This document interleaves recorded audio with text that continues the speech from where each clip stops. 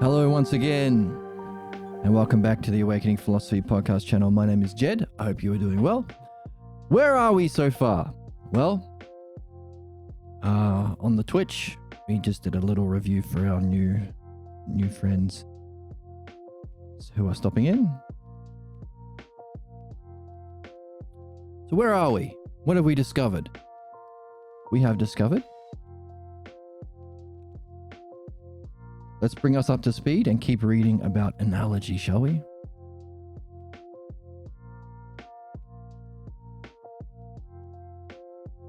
So, don't take anything that we are saying here right now as belief.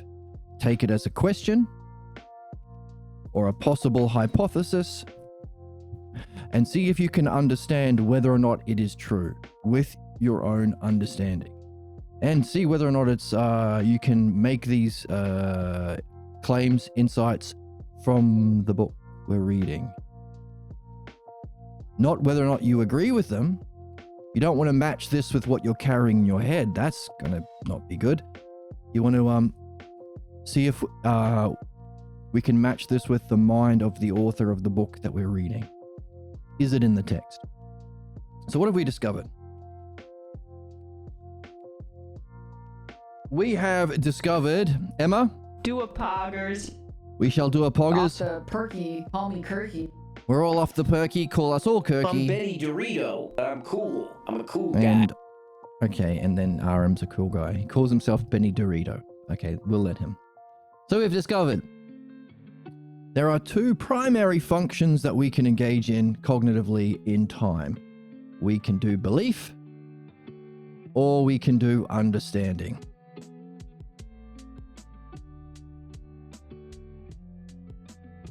Now, we are taught primarily belief in our society currently, so we need to learn understanding. Now, a hypothesis that we are getting from the book is that belief is the root cause of our problems within society, within our institutions, within our human race, within our relationships, and even within our soul.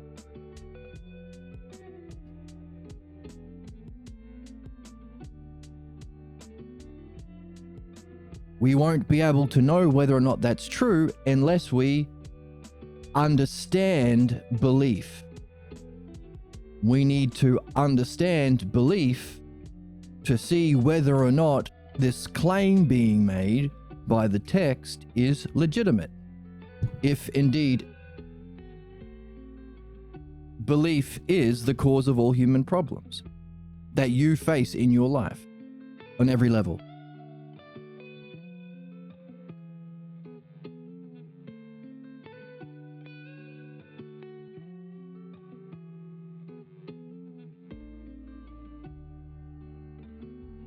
There is also a claim that understanding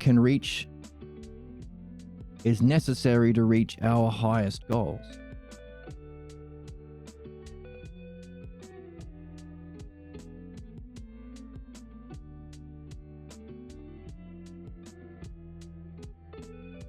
So, what is the claim? The claim is that belief functions through in wait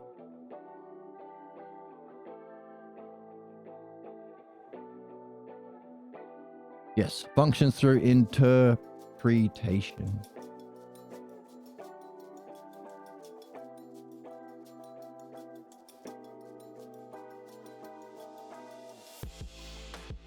That is projecting what isn't there or leaving out what is.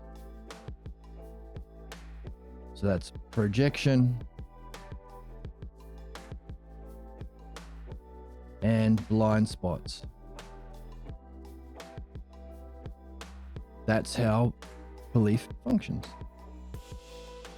Another hypothesis of the book is if we allow ourselves to be ruled, if we listen to interpretation, if we listen to belief, if we listen to this, if we allow ourselves to think about ourselves, reality, our goals, and how to reach them, our relationships in this way, that's called prejudice.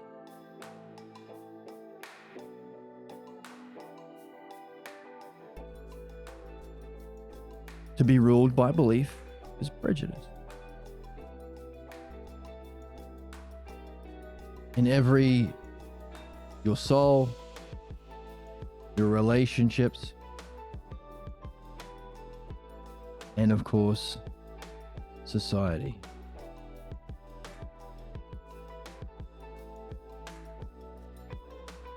As a result of being ruled by a belief, which lacks the understanding of what's good, the understanding of the subject that you are ruling, understanding how to reach that good, all you can do is harm. Now we call that desiring of harm sadism. Seeking to do harm because that's all you can do. That shows you what it means to be in charge. When you can beat someone else instead of being the beaten, then you're the top dog, right? When you can scam other people for money, then you're the top capitalist. When you can genocide the other religions, then you're the top religious official. When you can, destroy democracy for your political party, then you've won politics. Desiring that is sadism. And that brings death and destruction, or all human problems. Whatever level of that, ultimately death and destruction of our species and planet, but whatever problems we're facing individually as we seek our goals in our relationships. So those are the claims being made from the book. How can we understand them? How can we use understanding to make sense of this? That's our game.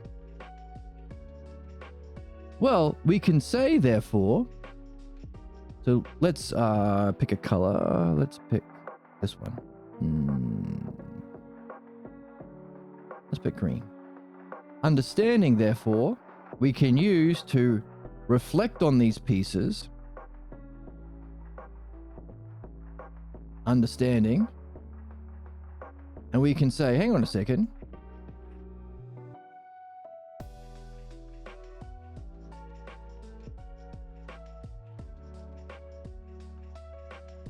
Belief is a term that we can understand from the text. Functions through interpretation.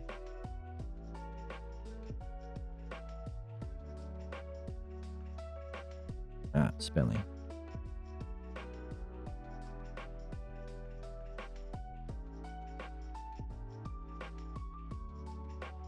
Is to prejudice in how you function or how you rule your soul, relationships, and society, and causes problems. We are creating a set. That's a set which includes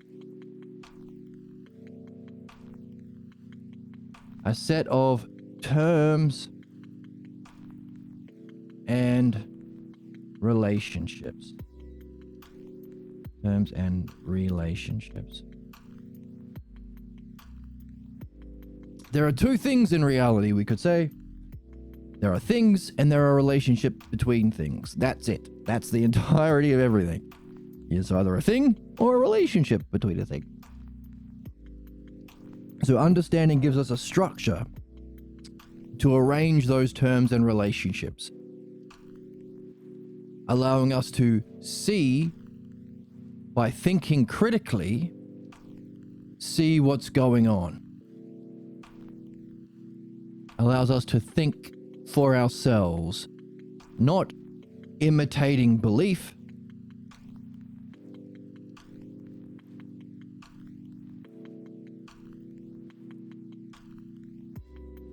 so we could say interpretation is how we function, how it functions outwardly, but we could also add, well, how do we get our beliefs? It wasn't by thinking according to some structure and activity.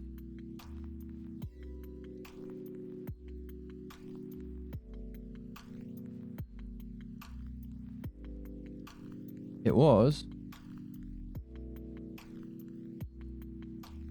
let's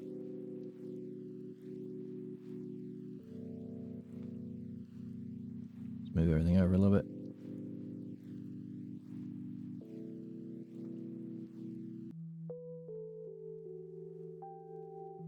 Imitation.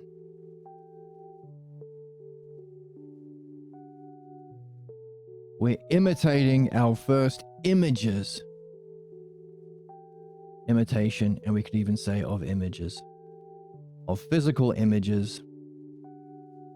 That leads to interpretation. That's how it functions. Whereas what we are doing is understanding. So understanding allows us to collect the terms from the text and the relationships and put it together in an activity that nails it down. So this is going to be true for everyone. Hi, welcome G-Force.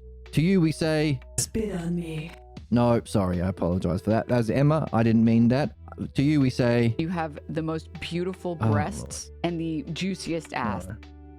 No, I apologize for my filthy soundboard. Some goons and some gooners and some weirdos. A bunch of gooners and weirdos. I apologize. I hope you're having a good time.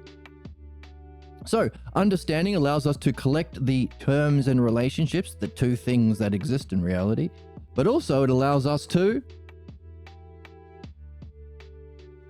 move to somewhere where we do not see. Just chilling in my room. Okay, good. I'm not saying you're a gooner, that's just my gooner soundboard. I want to peg a woman. See, that's what they say. You're gay if you don't give me everything that's in your wallet right now. Oh my goodness, they're off the chain. So we can arrange what we do see. What we do see is called, what we do see, what we can see, is called the antecedent. That's a funny name, but who cares? We need a name, so use it in front of your friends to impress them if you like. But we can also move to what we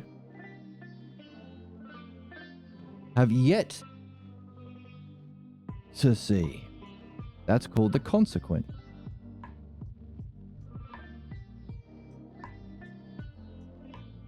How do we do that? Well, there's a principle in reality that you'll have to prove for yourself.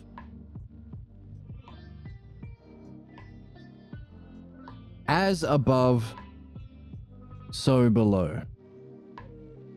As above, so below. There is a reflective or unfolding nature of reality. Therefore, we can say, hang on a second, if there are two things we can do as human beings, belief or understanding, and we need understanding to purify what's false.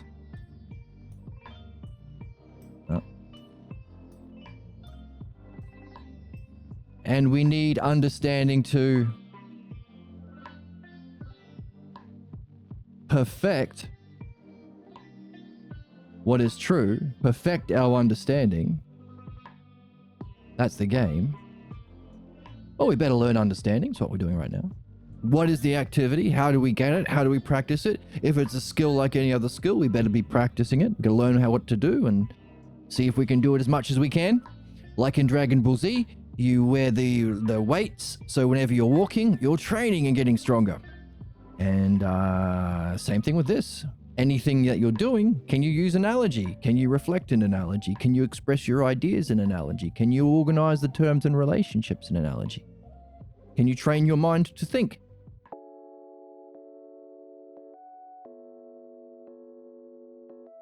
So, if we have the antecedent, belief is to interpretation, is to prejudice, is to problems, we can use analogy to find what we don't yet see.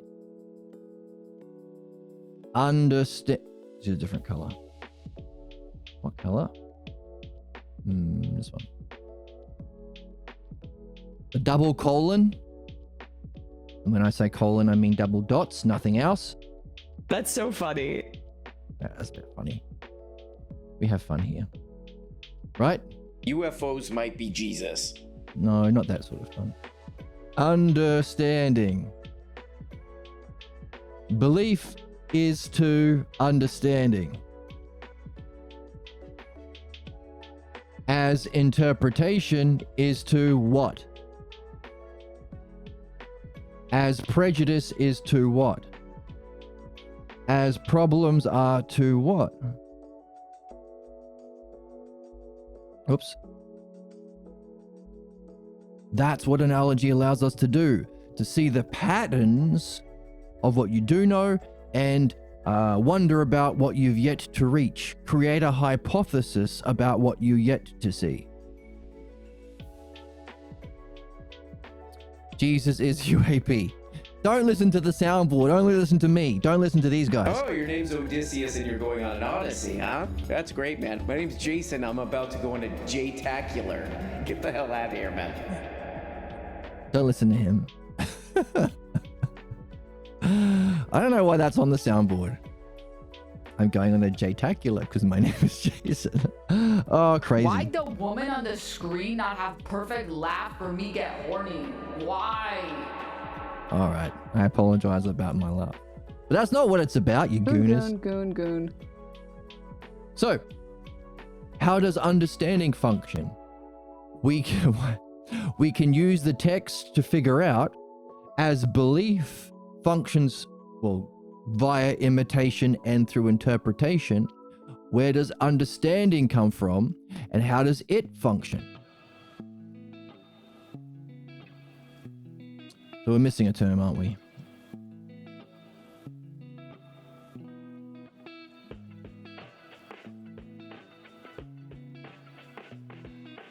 Belief. What have we said already? See, this is the significance of analogy. This is the activity. Belief. I gotta make more space. We can find missing terms. We can even find missing terms in either of them. So we've just seen that we're missing a term because we've written it out ourselves. We've done something, and we can see we're missing something. Imitation.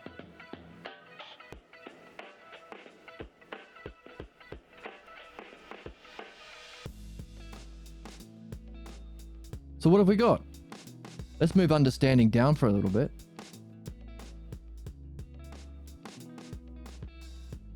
Let's do understanding first. As belief is to imitation, its source, where does understanding come from? Well, don't believe what I'm about to say. Only take it as a hypothesis or a question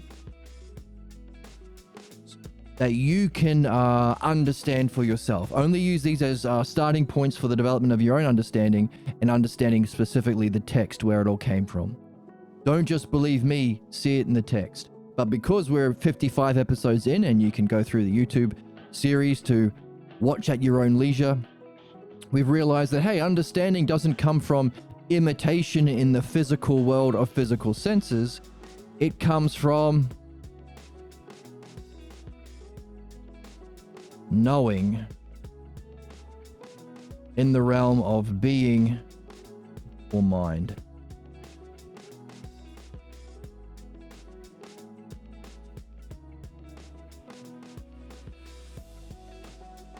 So let's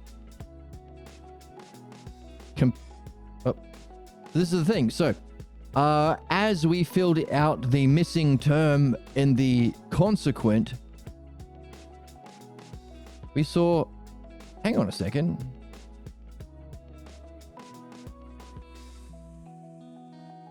there's something significant about understanding what knowing is. It's not knowing something about the physical world, knowing how many jelly beans there are in China.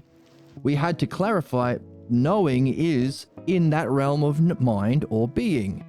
It's true for everyone. It's true for always. It's cultures and planets and species can come and go. These principles of understanding are universal, transpersonal. So, because we've seen that in one set, we can go back to the other set and fill in missing pieces there. Imitation in the realm of not the world of being, but the physical world of make more space. Becoming. Everything in the physical world is in a state of coming to be or decaying. Becoming. We look in the physical world of becoming with our physical senses. SICAL. Look, we use our physical senses to look at the world of becoming. Just as understanding is perfected or has its source comes from the use of our mind to reflect on being. Either consciously in this lifetime in your peak experiences, or what they call enlightenment experiences or spiritual experiences, because it's your not physical, so we say spiritual. Or a memory from a previous time prior to this lifetime, prior to this reincarnation, or maybe between reincarnations when you had this experience of the brilliant light of pure being. Which gives rise to the puzzle in the text. It could be the extent to which we can develop our understanding and have this experience of knowing and align ourselves to that experience of the brilliant light of pure being, which has to include a purification of any belief about yourself that says you're a bad person, you're a small bean, you're a bad noodle, you're rubbish, you're a sinner, you're a goyim, you're an infidel, you're a whatever the fuck. Anything that diminishes yourself compared to the brilliant light of pure being will prevent your participation in this when you die, in the brilliant light experience. And to the extent that you are able to participate in this or not, that will cause the kind of life you have, the level of intelligence you have, the kind of drama you face, and the kind of family you'll be born into to develop the beliefs, the false beliefs that you haven't yet addressed in your next life. It may be that your reincarnations play out what you've left to do, or the level of participation in being that you've got from purifying what's false, purifying your beliefs, and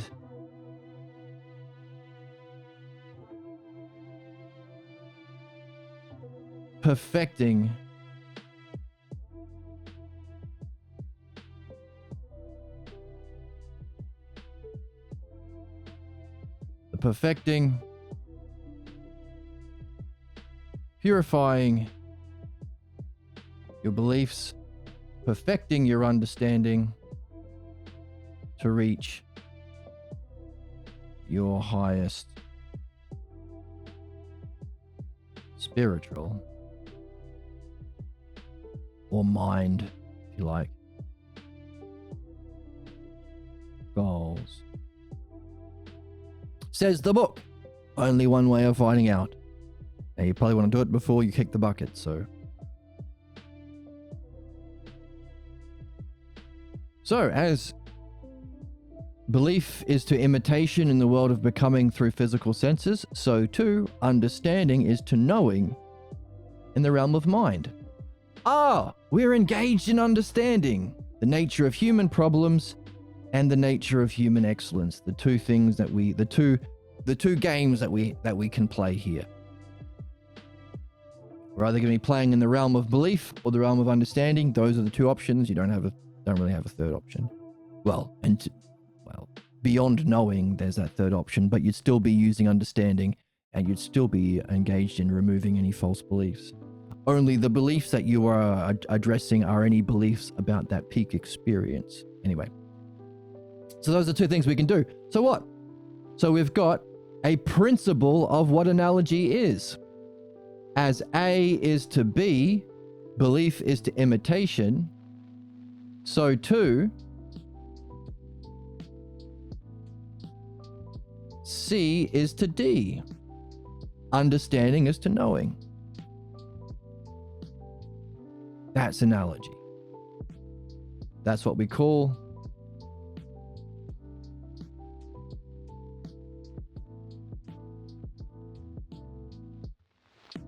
the archetypal analogy. Archetypal.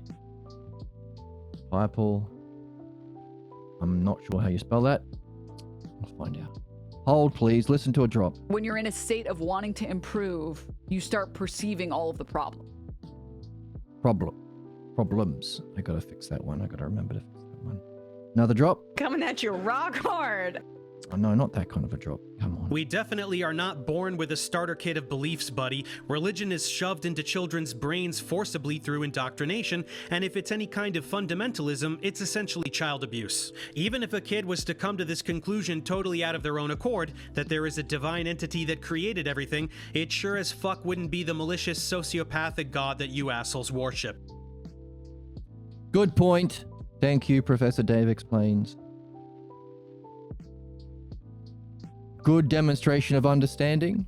Notice we could see all of the different ideas. Professor Dave from Professor Dave explains on YouTube. All of the key terms that he listed there. We could pull them out and create an analogy to see what he's seeing. Okay, we would even be able to judge not only what he is seeing, but what is he blocked from seeing. Everyone has both. You catch the word?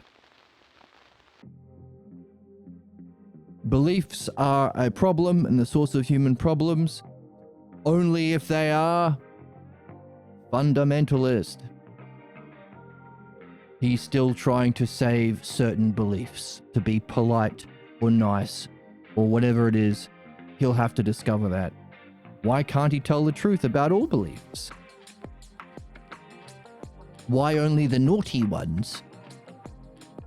It's okay for Christians to say women are less than men and teach that to your children and pass laws in society that do that and prevent women from going through this activity because they can't do it. They're just a dumb broad. Oh my fuck. So long as they're not proselytizing, so long as they're not suiciding, bombing, so long as they're not fundamentalists.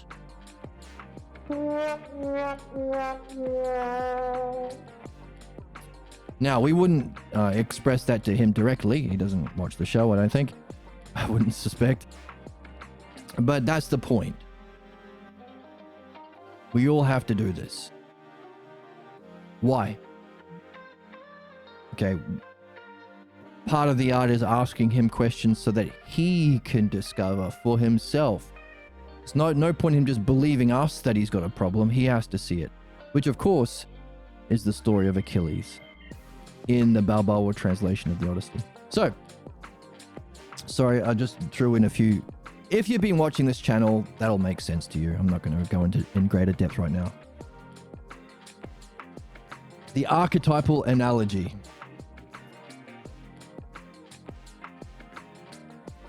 A is to B, as C is to D. You have the most beautiful breasts and The juiciest ass. Exactly. My breasts are to my ass like beauty is is to juiciness. Thank you, Oracle. My IQ level's not high enough to understand philosophy. Sure it is. See, that's the thing. Do you notice? You are engaged in a reflection about understanding right now that everyone has to go through. It's a skill that we all have to learn if we want to overcome our problems or reach our goals. As you're engaged in it right now, you are engaged in understanding. The more you practice it, the better you get at it. You're not going to be good at football on your first kick, but stick around. Keep asking questions, keep developing curiosity, keep wondering, keep challenging yourself, and you can master your own mind, become a just ruler of your soul. The only other option is be a shit ruler of your soul, because you have a self that you're in charge of. You choose goals to live. If you don't understand what you are and what your goals should be, then you're still going to be relating to yourself as something. You're still going to be picking some goal, only it will be based on belief. You'll just be copying someone else who told you. Exactly, the goals that you set that you think you know, you don't know. You have beliefs about. Or maybe you have some understanding about. But notice how many people want to become priests. Ever noticed that they all have Christian parents? How many children have a goal to become an imam? Ever notice they all have Muslim parents? How many children want to become a rabbi? Ever notice they all have Jewish parents? So the goals that we set and we think are good are influenced in some way by our beliefs. Therefore, as you are learning to think, engage in not interpretation, not projecting your beliefs, not interpretation, but as you are learning under analogy, you're learning to engage in critical thinking. This is critical thinking. You're learning to think for yourself, free yourself from your problems and injustice. As you do that, you surface your beliefs that fight back. You can't be your true self in your highest excellence. You can't be Super Saiyan if you carry a belief that you are rubbish. You can't have both. So as you learn to reach your highest goals, this image and your loyalty to the beliefs behind this image will surface to block you. So when you say, I'm too stupid to do philosophy, bullshit. You're literally here for it. You can't do anything else other than belief or understanding. One is bad, one is good. Do the good one. I'm not smart enough to do good one. I have to do bad one. Bullshit. Someone taught you that. You don't know whether or not you're good enough to do philosophy. You just think that. Therefore, when you say I'm not smart enough to do philosophy, you are not in this line. You're not speaking from understanding. Why? Because you don't understand the self yet. You don't understand your mind yet, what mind is. Those are only things you can understand in philosophy. So if you're not speaking from understanding, what's left? Belief. You are voicing a belief about yourself. Most people listen to that belief and they would give up as soon as that belief voice comes up. That's why you have to develop virtue as you learn philosophy. The courage to say, hey, that's garbage. I don't know what myself is. So how do I know myself isn't smart enough? I don't know what mind is. So how do I know I'm not intelligent enough? I don't know what philosophy is. How do I know philosophy is beyond me? I don't. Therefore, someone in my past must have imitated a philosophy teacher, because not one philosophy teacher in the world would say that you can't do this. Not one. Real philosophy teacher. There are garbage ones who pretend, who imitate philosophy at college. They're not philosophers. Philosophers are simply this. Thanks for the follow on YouTube. So the thing is, if we use this analogy, we can catch those beliefs and question them and not be a slave to them. Beliefs operate through slavery. Am I a teacher? Well, it depends on whether or not you're learning, because a teacher is based on how they function. If you're learning from me, sure.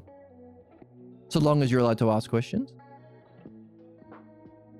And so long as I'm encouraging never belief and only understanding, that's what it means.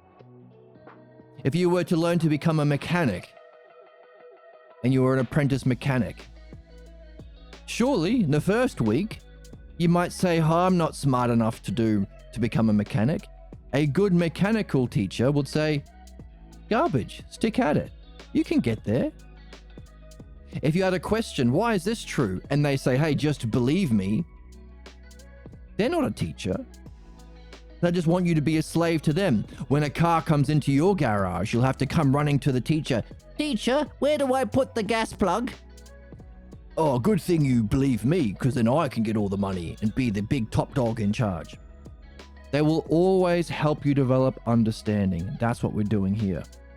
So when these voices come up, you can not just believe the imitation and interpret or project your own images of what philosophy is, images of what the self is, images of what intelligence is, and say, myself is not intelligent for philosophy, because that will keep you trapped in a loop. You will never learn philosophy so long as you believe that.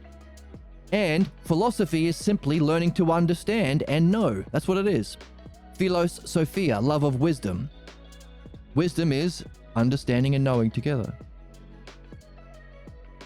Beliefs have a self-protecting mechanism. Beliefs have a self-fulfilling prophecy. Belief has a self-confirming bias. That's called fate. Only now, you're one step better than you were yesterday, because whenever you have a voice that comes up that seems believable about the self, about your mind, about philosophy, instead of being stuck on the railway tracks of your fate, you can now say, oh, is that in the category of understanding? From the realm of knowing, of my mind apprehending true being, that encourages my activity of critical thinking? Oh, no, it isn't. Oh, is it in this antecedent set of analogy? Is it a belief? Must be. I wonder who I'm believing. I wonder who imitated a Noah in my past. Did my mum or my dad tell me I'm too stupid to do what I want to do? Did my teachers tell me I was too stupid? If it's belief, I can use this to see what will happen.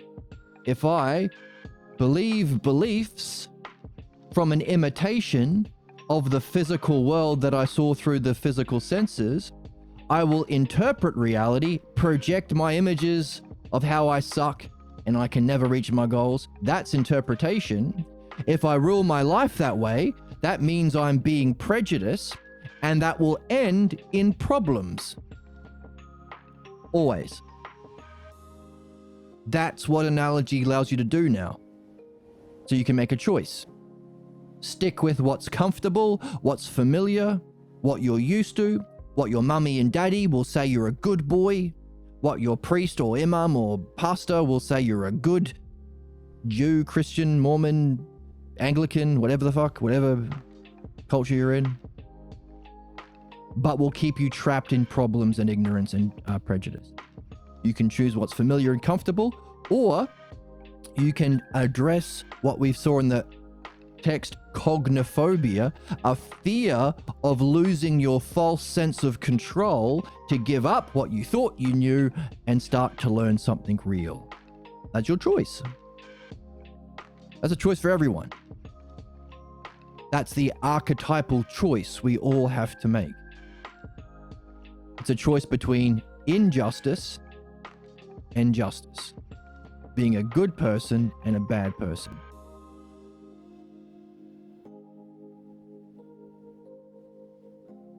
So we can add all of those terms in our reflections. We could say, well, it's not just the source of our problems. It keeps us trapped in our fate.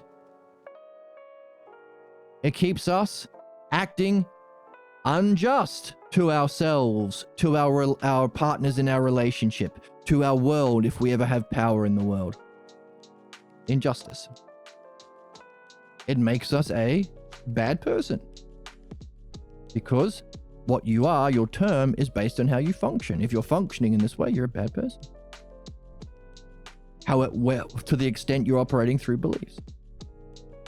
This is called, well, we said this is an archetypal analogy.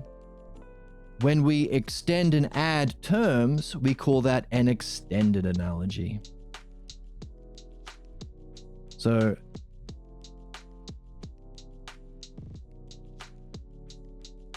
that's called an extended.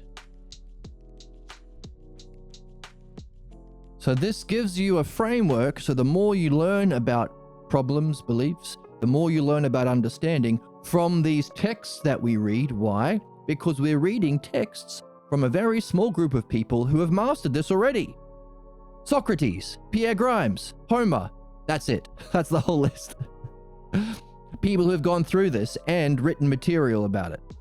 Now, Socrates didn't write the material, but thankfully Plato did, so we can still read Socrates. Extended analogy. Isn't that neat? Now, there's another activity of understanding, other than analogy, that we've discovered. The dialectic. What if we wanted to focus down on one specific idea and really test it completely?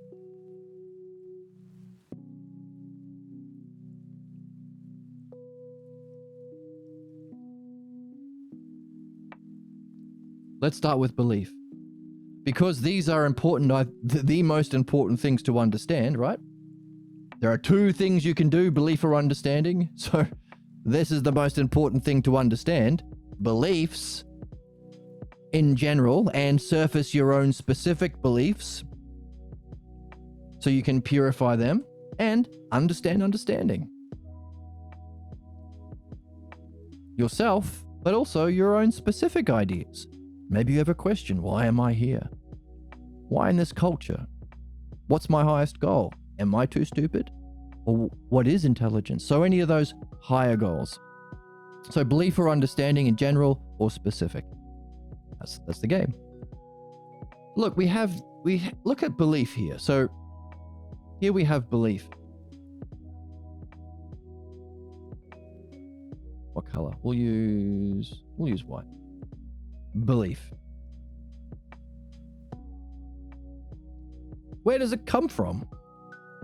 How does it come to be? What are the causes or conditions that allow beliefs to exist as one of the two cognitive functions we can do as human beings? Well, imitation.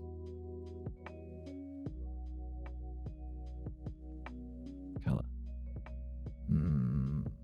We'll use this one.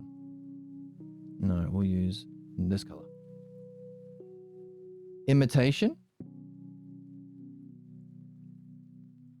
from the physical world.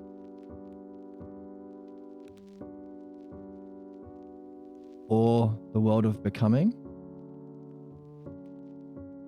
Because everything is in a state of change. That we use our physical senses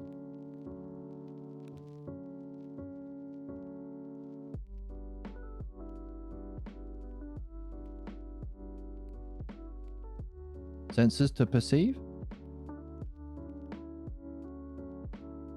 and generate images.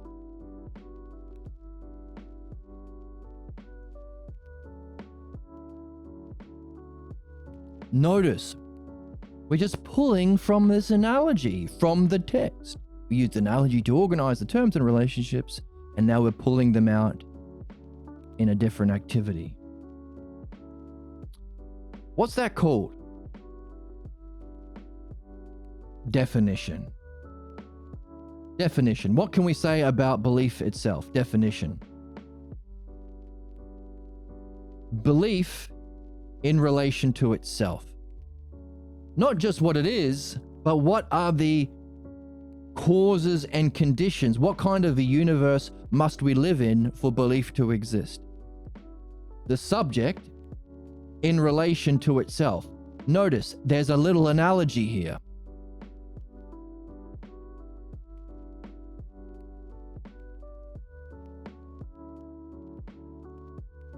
Subject in relation to itself.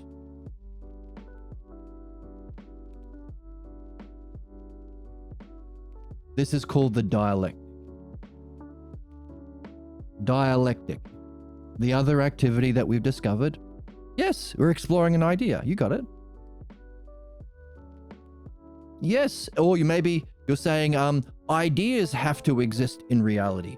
For us to have this false idea and an image called belief, we have to live in a reality where ideas exist. Absolutely.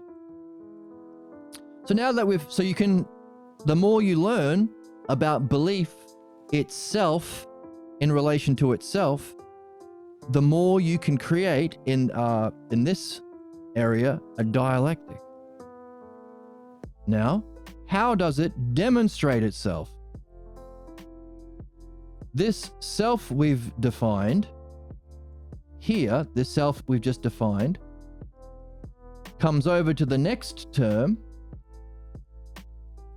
That self we've just defined, how does it function to other things other than itself? Self to other. How does it demonstrate or function? Belief is to imitation, is to interpretation. So now we can create a big long paragraph, if we like, saying all we know about interpretation that we've collected from the text.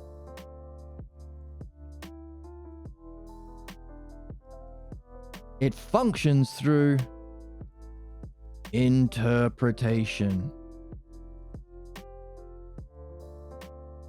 Ever notice that believers, conservatives, racists, sexists, religious people, they don't see reality, see what's there in reality. They project. Oh, you did that because the devil is in your heart. You did that because Trump didn't do a crime. Trump is Jesus, actually. Or some bullshit. The dumbest amongst us are like public intellectuals. It's great. Yeah, it's not great, but it's true. Right, Emma? Dumb bitch. Yeah, well. So to project what isn't there, or to have a blind spot from what is. That's interpretation. Ever notice that every religious authority figure or conservative authority figure or capitalist authority figure, Elon Musk types, whenever they talk about others, they're talking about themselves. Oh, the Democrats want to scam you. You're scamming us. Oh, those Palestinians want to genocide the Israeli people. You're genociding them. Oh, the unions just want to steal your money. You're stealing the money. CEOs, capitalists. It's all interpretation. Why? Because capitalists, religious, conservatives are three very clear examples of people functioning through belief. No capitalists have ever had to demonstrate an understanding of the economy. No conservative ever has to show an understanding of human souls. No religious person has to ever show an understanding of the nature of the spiritual realm. Never, ever, ever. That's why they are the cause of all human ignorance, sickness, and injustice. What we are doing is understanding it, using the tools of understanding, analogy, and dialectic. So that demonstration, interpretation, what would happen in the different divisions. We just mentioned 3, didn't we? If we allowed interpretation to rule politics, economics, or religion, we get the 3 big evils of our world. Right-wing conservatism, religion, and capitalism. So that would be this functioning here rolling over to be the other to other others. Others to other others. To be ruled by belief, let's see.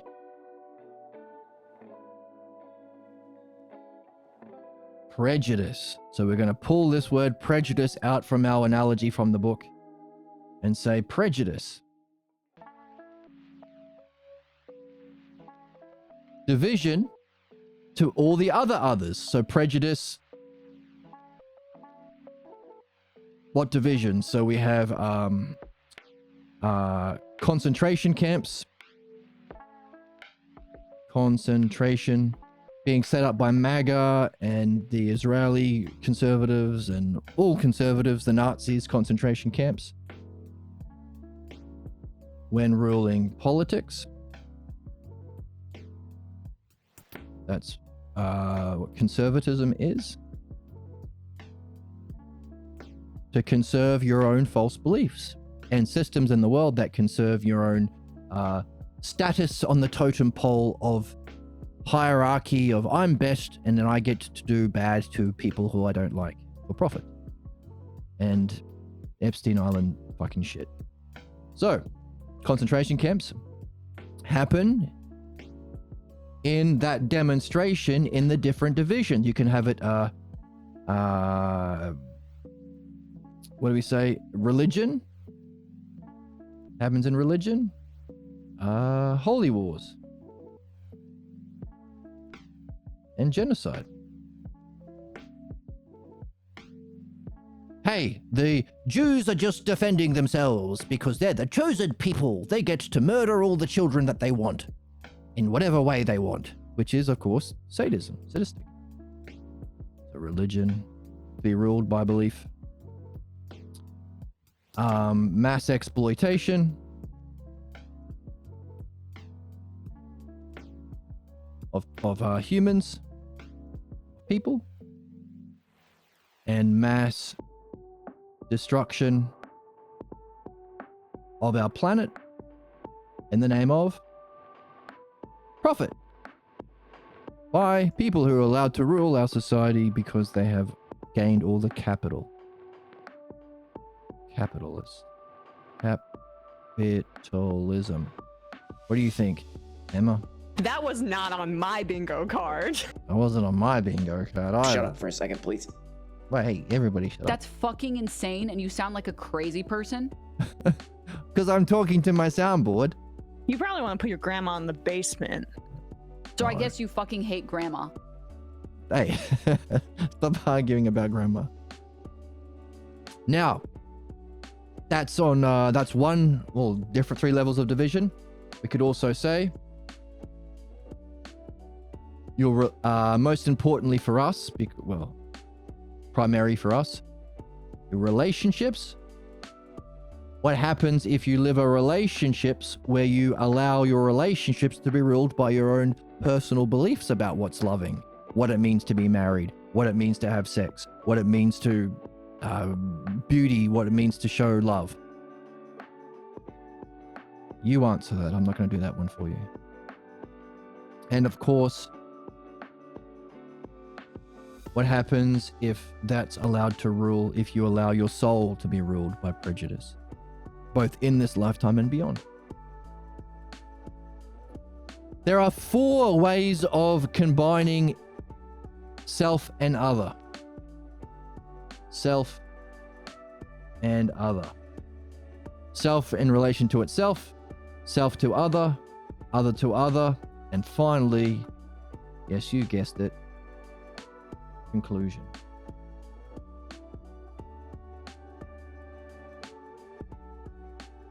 Let's make this not yellow. Conclusion, Emma. I want to see the gorilla packing. Hey, don't talk about gorillas like that. I don't want to eat a monkey. Don't eat a monkey either. Bull testicles. Bull testicles. No, you guys are crazy. Bull testicles. Come on, baby. Other back to self.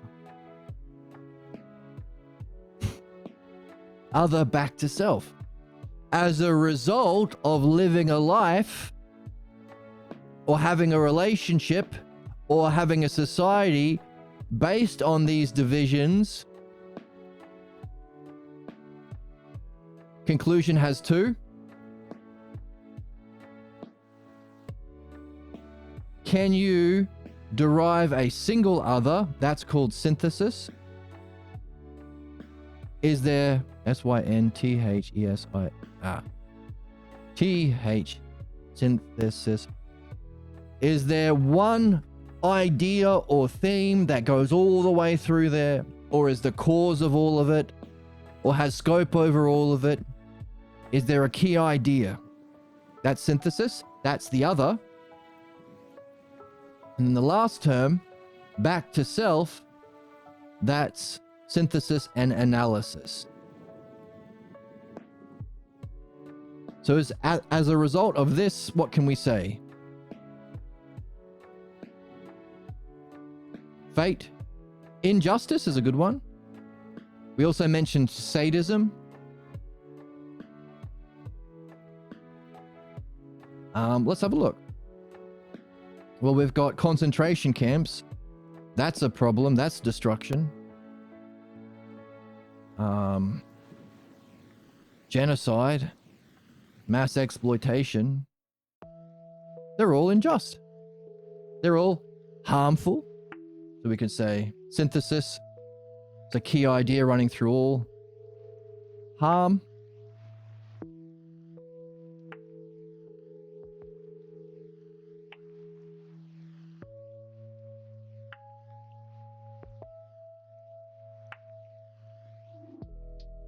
Division. Whether you're dividing people into groups for genocide, dividing the planet into pieces. Division. And it's all based on lies. False. And we can say it's all unjust or injustice.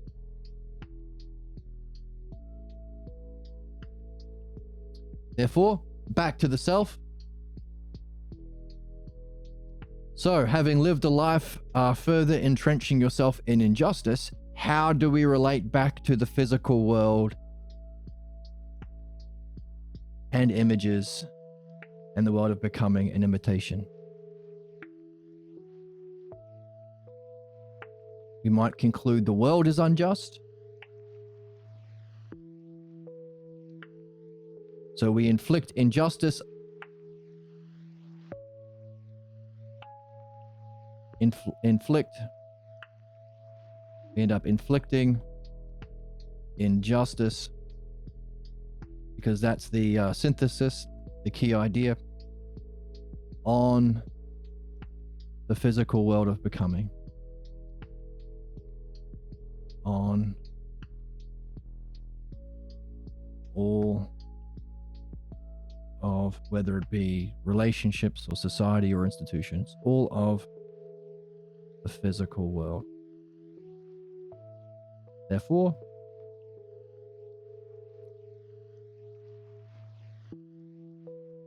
human problems.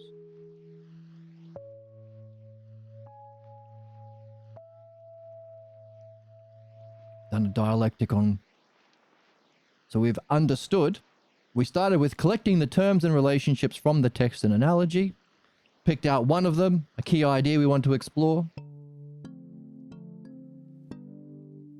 And we've used the other activity that we've discovered of understanding dialectic to see what it is, how it functions, the effects of those functions on the different divisions, and the resulting conclusion of this kind of way of being.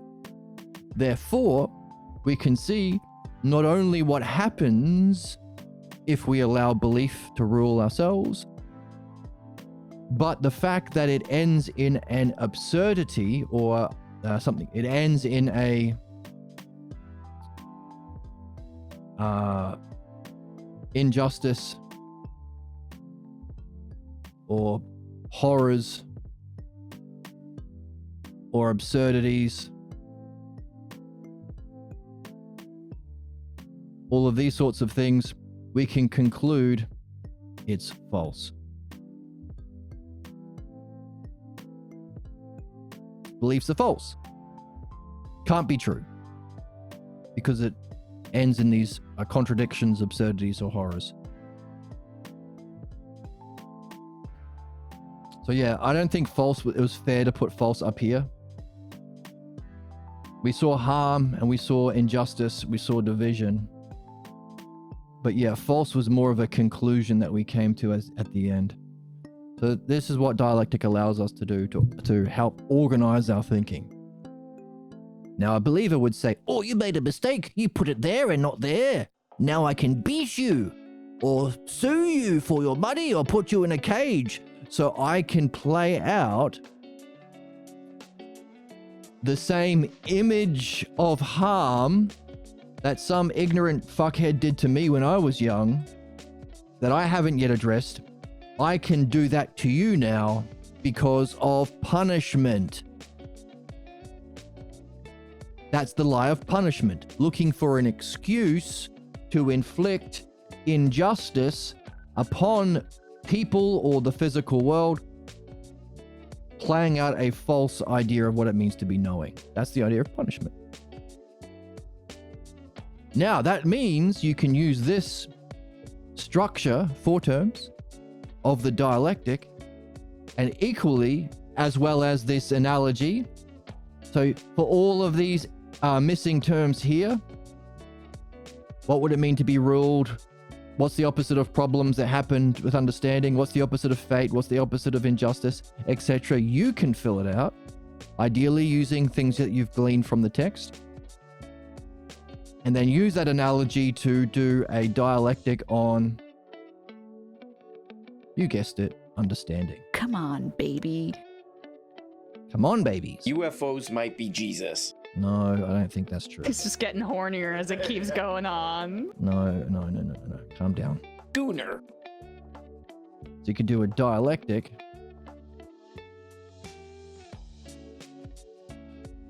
on understanding.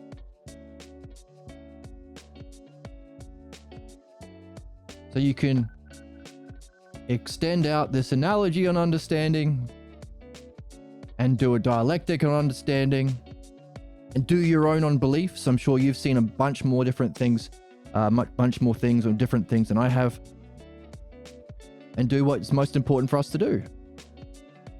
Understand belief and understand understanding. The 2 things that we can do as human beings.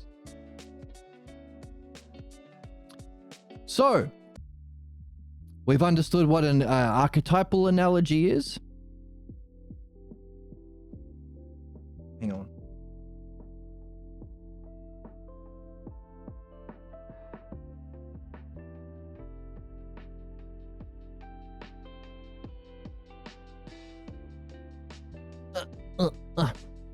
What an archetypal analogy is, an extended analogy,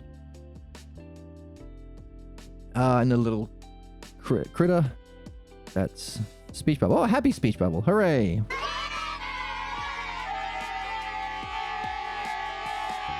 Oh my goodness. All those children are drunk. I'm not an idiot. That's what keeps you in the Matrix. Keeps you in the Matrix. Don't be an idiot. That keeps you in the Matrix. You literally are dumber than children. All right. So, sometimes. So, we can see that we relate back to beliefs themselves, not just inflicting injustice. Well, as we inflict injustice on inflicting justice on all the physical world and people and relationships and your soul, we can see that we are living a kind of analogy. What's that? As we got beliefs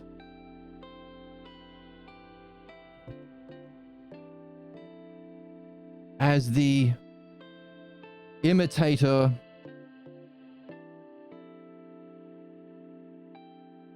inflicted to us the conditions for us to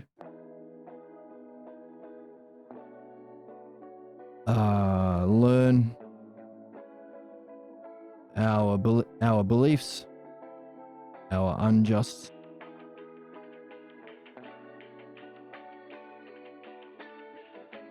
beliefs. At the end of the game, we ended up doing the same thing to everyone else. As whoever was our first early teacher of these false beliefs inflicted oh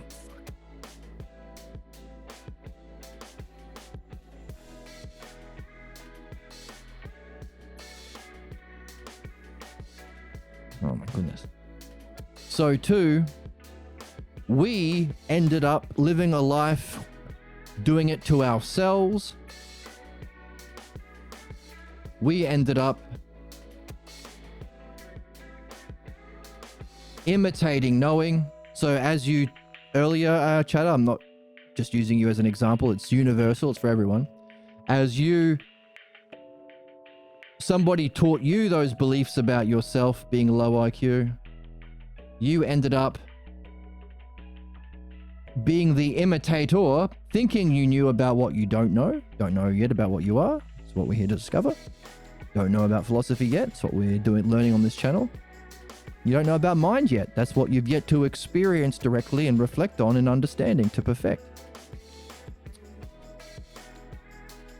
You inflict that exact same drama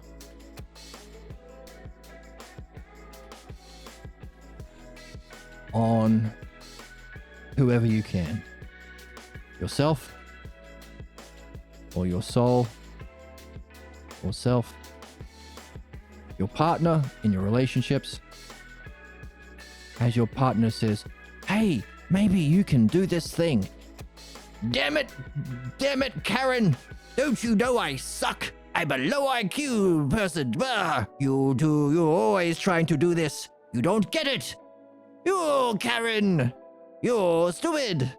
Who the fuck are you? Who the fuck are you, Karen? That was not on my bingo card. And then Karen will say that's not on her bingo. All these people are so stupid. Oh my goodness, not all of them. Calm your fucking tits. Yes, all of us calm our tits, shall we? So we'll inflict it on your partner.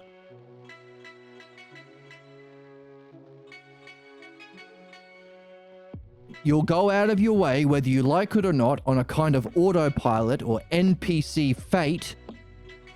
So we have fate up here. We could add what happens when you're living out fate in a script.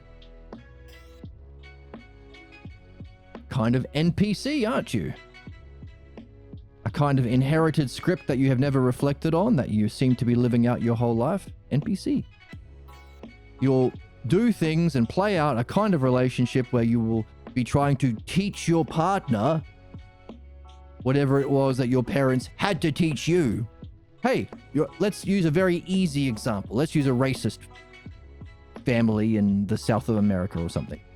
Hey, I'm not racist. I have to just beat this into my son because I care about my son. Unless I teach them this racist shit, the blacks will kill them or abuse them. I care about my child. I want them to survive in this world. Therefore, I am going to do everything I do to make sure they learn this lesson. It's not punishment, it's teaching them a lesson. This bullshit, it is. violence under the guise of punishment, but this is the game. This is what motivates majority of human souls. Some to a greater extent than others. There are fewer of us who can break through and reflect on our earliest beliefs and develop understanding, so long as it doesn't challenge your family beliefs, right? Some cultures and families, it's good to be a doctor and do understanding of medicine. It's noble to be a banker or something. But don't challenge this. Don't challenge the religion. Don't challenge dad's way of being. Now, for some families, even being a doctor means that you're better than us, and it's not allowed. You're going to be a dirt farmer, because we're dirt farmers and my daddy's a dirt farmer. You're not good enough. You're not too good enough to farm dirt in my house where my wife sleeps. Right? That's what that happens. So it's difficult to overcome beliefs, and of course, the quality of soul. Depending on your past reincarnations, perhaps, again, you have to figure this out for yourself. Some people are born with greater intelligence. It's easier. But we can all play the game. We're all here to play the same game. We can all play this game. But even like this professor, listen to the word fundamentalist. Where is it? We definitely are not born with a starter kit of beliefs, buddy. Religion is shoved into children's brains forcibly through indoctrination, and if it's any kind of fundamentalism, it's essentially child abuse. Even if a kid was to come to this conclusion totally out of their own accord, that there is a divine entity that created everything, it sure as fuck wouldn't be the malicious sociopathic god that you assholes worship. Notice, pretty much everything he said in there, we've pulled out and clarified for ourselves and nailed down in our own understanding, except for the one word, fundamentalist. He backs out at the end. What would it mean to his family, parents, or imitators, or family clan way of being if he went the whole way and told the truth?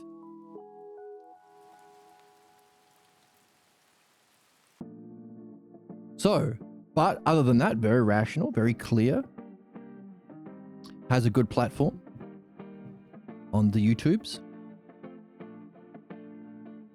So, this is for everyone to do. And of course, if he cares about his kids, and it was important for him to have that false belief that prevented or blocked him going even further, and he loves his kids, he'll make sure that his kids get that false belief. It's important.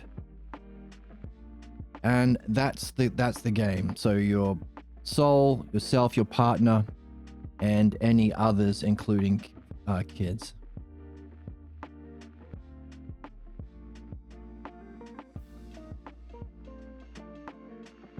Any others, including your own children.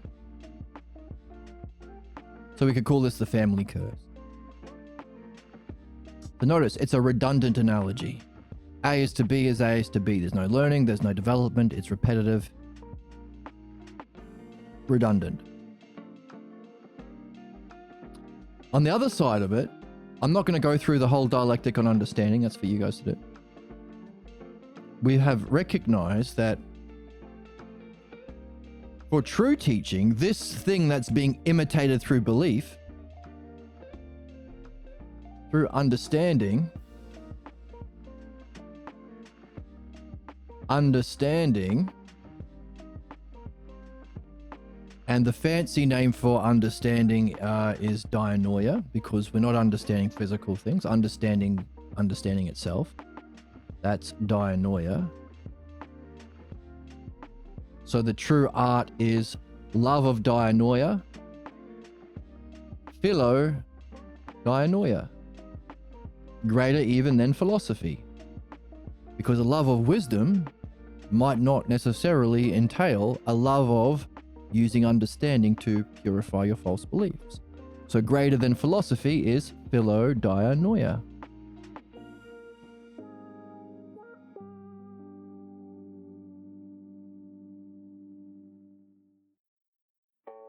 The name for understanding and language and reason and the rational structure of reality is the logos. Therefore, passing on the logos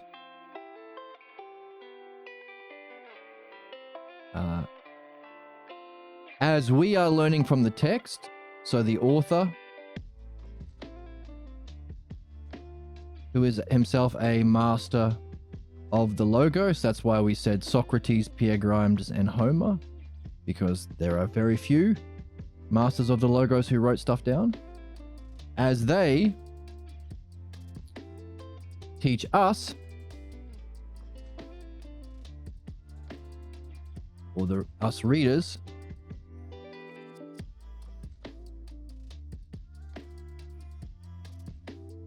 so too can we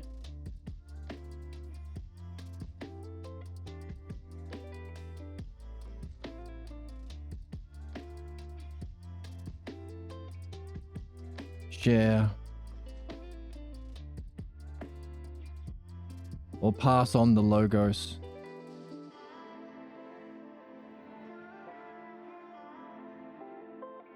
to others.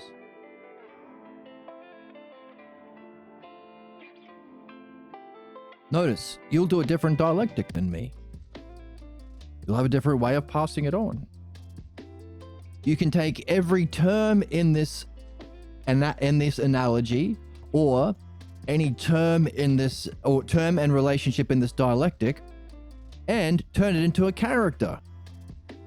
That's allegory, creating a myth. So the myths that you'll make will be different.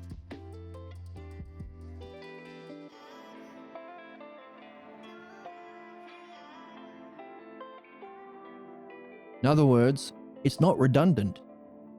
You're not imitating. You're adding your own insight, seeing, personality, perspective to the tradition.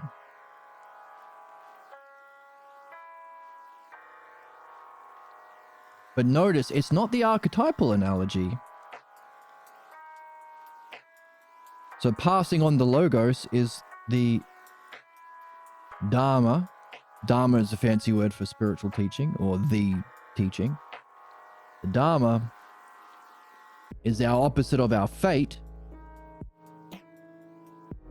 our true way of being within Philodianoia. If you wanted to, you could call it being Hellenic. That's why we can read Homer, because he's a Hellenic. The Dharma, or true way of being, passing on the logos. A is to B as B is to C. That's not the archetypal analogy, but that's the mean analogy, because there's a middle term, a mean term, that's between the extreme. So this person that you talk to may not have read this book we're reading. So there's a difference, there's a gap between this other and the author, but you as the mean term can bring the extremes together. So they too can be a master of the logos, like Pierre Grimes, the author of the book we're reading. Oops, lights off. Try and turn it down, not off. There we go. I said down. There we go. It's called the mean analogy.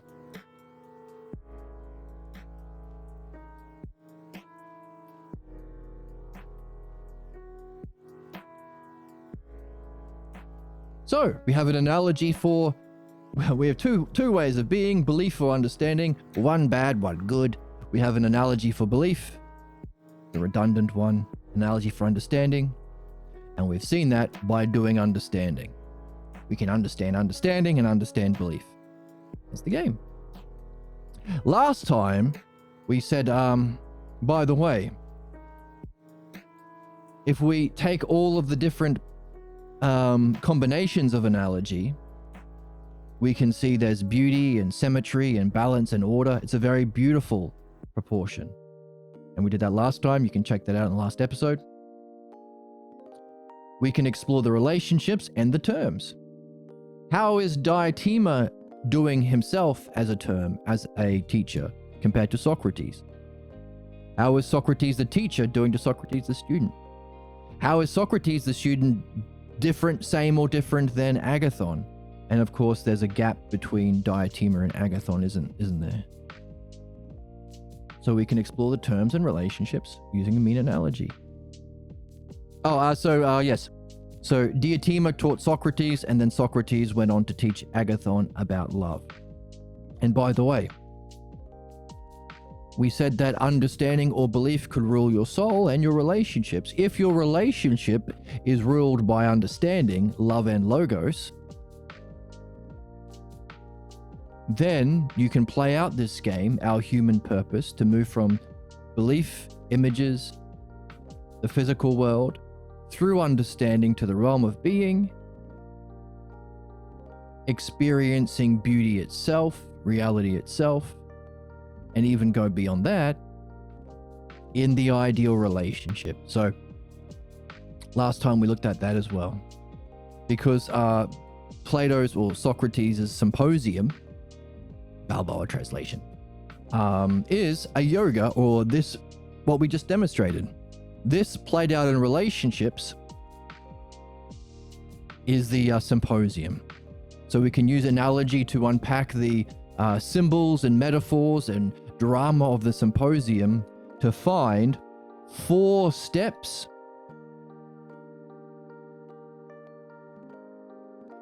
that you and come on. But you're a woman, like, sweet tits.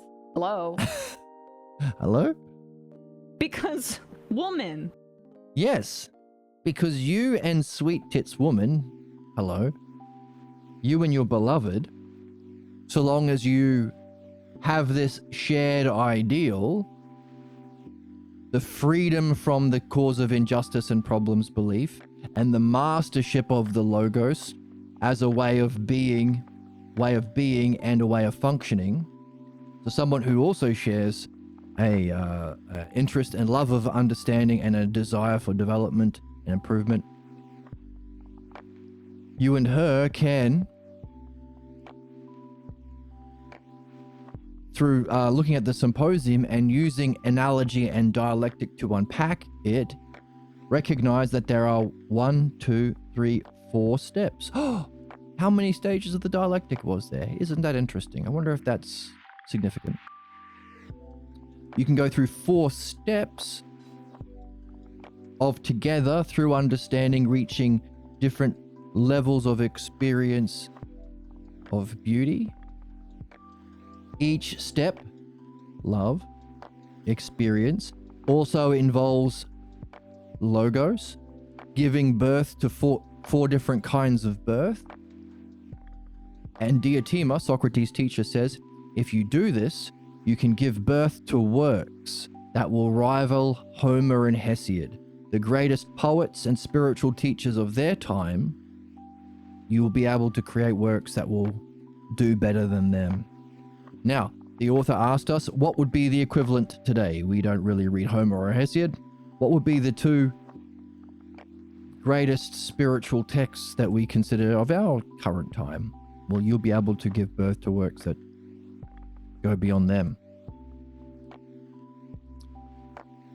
It involves this is from yesterday, direct seeing or encounter with the mind or reality itself.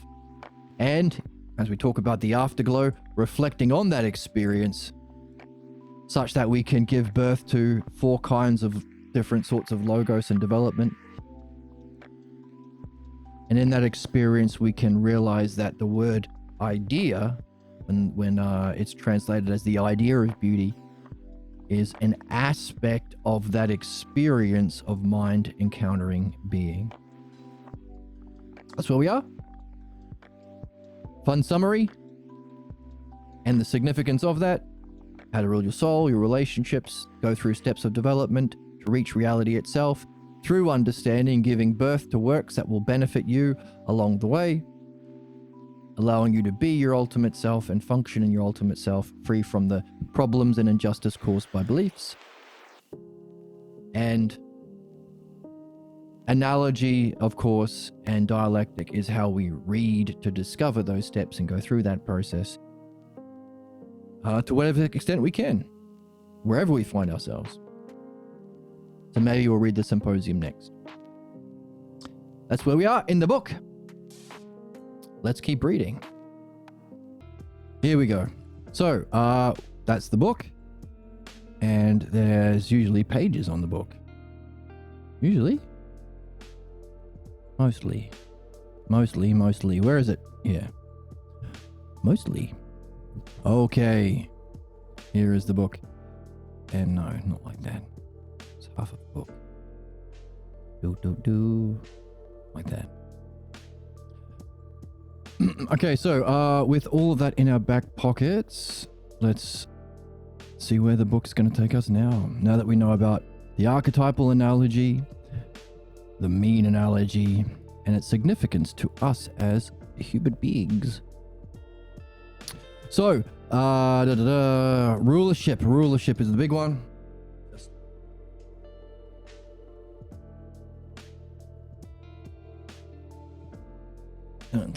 Oh, hey, G-Force is still here. Welcome. Happy. Welcome back to you also. Off the perky, call me Kirky. I'm off the perky today. My goodness.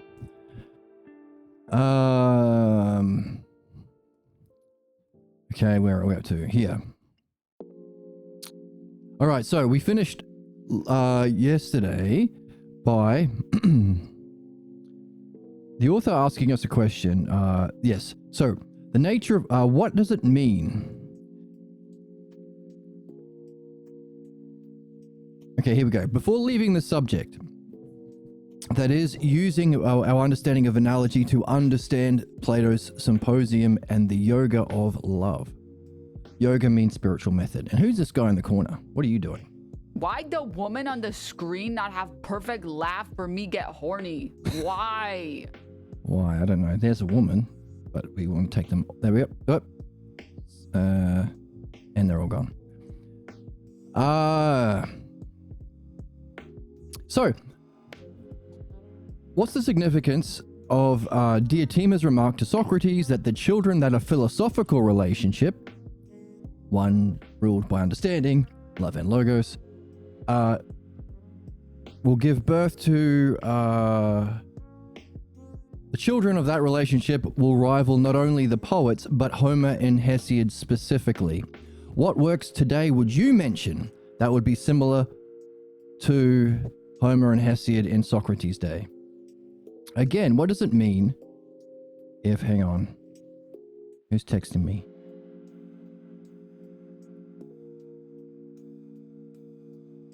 Oh, my business plan has been approved. Need to get public liability insurance. Okay, great. What does it mean if there is some relationship? Wait, no. Yes, what works would you say today rival Homer and Hesiod in Socrates' day? What does it mean if the nature of reality is such that only the mind can see it or encounter it? What would it mean for there to be some relationship between mind and reality? Is beauty an idea? What do we mean by idea? Do we mean merely a concept or thought?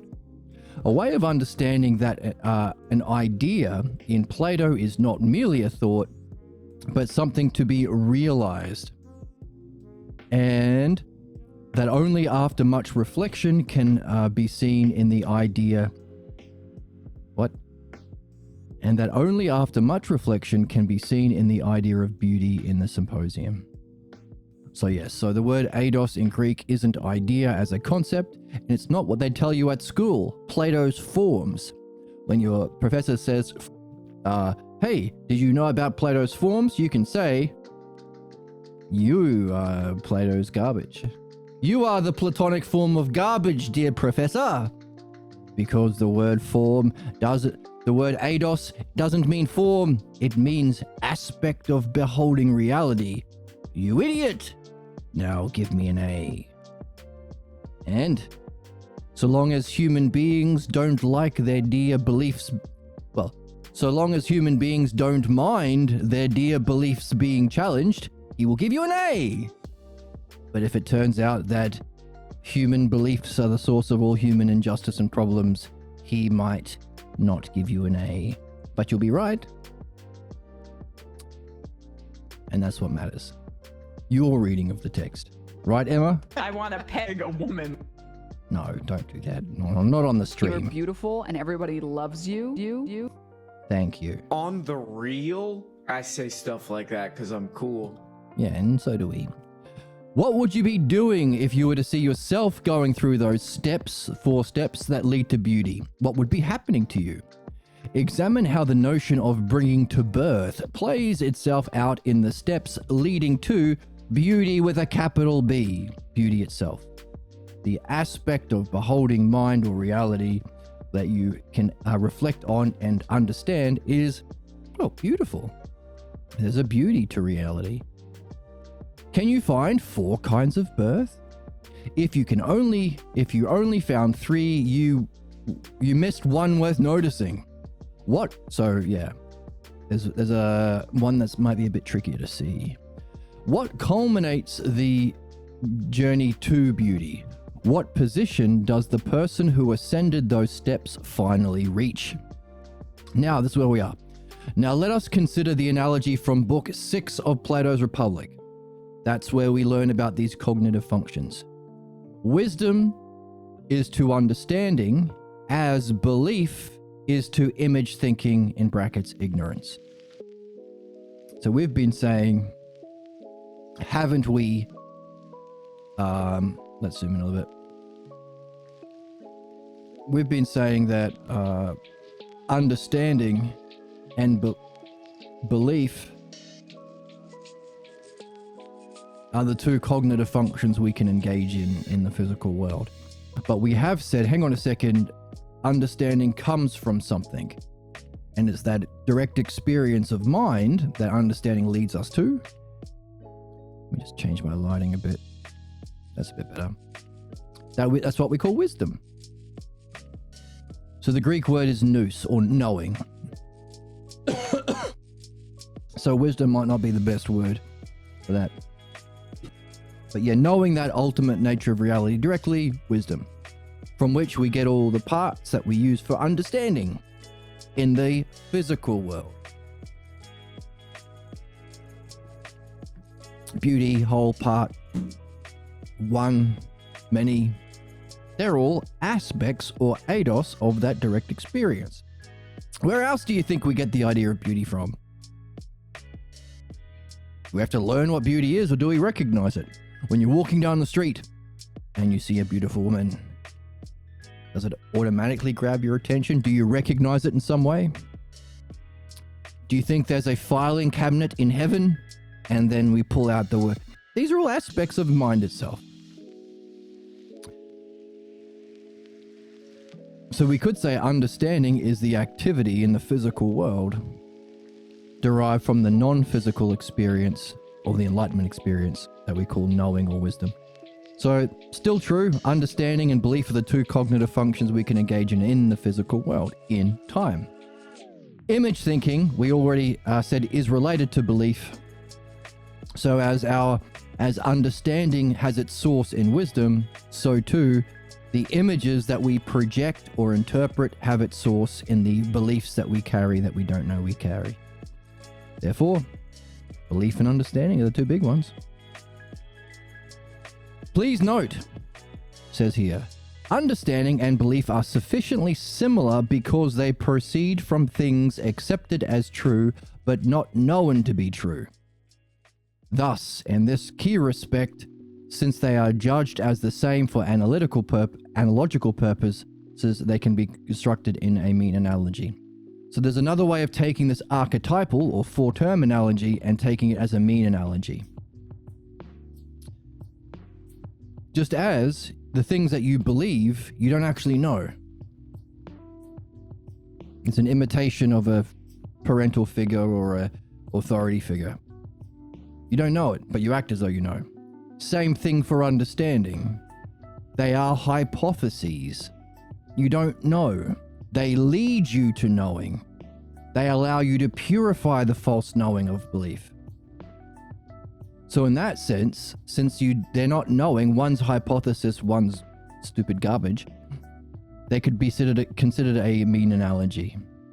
From ignorance, the images, so you might have people say, hey, that person's a stupid person. All they think of is in shapes and colors. That's why they vote MAGA. No, that's a woman's shape. That's a blue hair color. Oh, that's bad. Oh, that's all I can think of in shapes and colors. That's a Palestinian color. That's a immigrant shape. That's bad, says believers, says the stupidest, most violent people in the world. Shapes and colors. That's image thinking. Ignorance. Ignorance has its source in what people think they know but don't know. Belief. I will die for my religion or my country or my bullshit beliefs. So image thinking or ignorance has its source, shapes and colors people, in unsuspected beliefs that they think they know but don't. Similarly, we don't know with understanding, but we still think that way. In fact, the axioms that allow us to engage in that, the principles are from wisdom, but we don't know, but we need to accept them to play. So that's the axioms that we have been discovering, right? In order to play this game, we need the axioms. So, just as there are 4 categories of the dialectic, and a mysterious 5th that we are wondering about, there are 4 axioms. By definition, excellence is reachable by the logos, by learning understanding. By understanding and following the inherent intelligibility of reality, that's called the logos. You don't know that when you start, but you can't start unless you accept that. You can't play the game. Just as to do math, you have to accept 1 + 1 = 2. You don't know that yet. Can't prove that. You have to accept it to play the game. A better one would be if A = B, if this red traffic light in my driver's lesson test manual equals stop the car, and then when I'm driving the car, I see a new traffic light C that looks the same as the traffic light in my book, then this new traffic light also means stop my car. A = B, traffic light in book equals stop. C = A, new traffic light equals the one in the book. New traffic light also equals B, stop my car. Things that are equal to the same thing, C is equal to A, B is equal to A, are equal to each other. That's a classical example of an axiom. You can't prove that, but you need to trust it to be able to drive your car and not crash. There are certain axioms that you are required to trust in order to engage in understanding, similar to beliefs that you don't know are true, but you act as though they're true. Only beliefs are the bad ones. Understanding uses the good ones. So, as we learn the logos, learn how to use the dialectic, how to read, how to use analogy, we can use it to not only reach our excellence, which was what we said today, to perfect our understanding to reach our highest goals, we can also use it to purify our false beliefs. You can remove your problem. So any block that comes up that says you're not good enough, you can't do it, you have to give up, you need to be a Jew, you need to be a Muslim, you need to be a whatever, Protestant, because you're too stupid to think for yourself.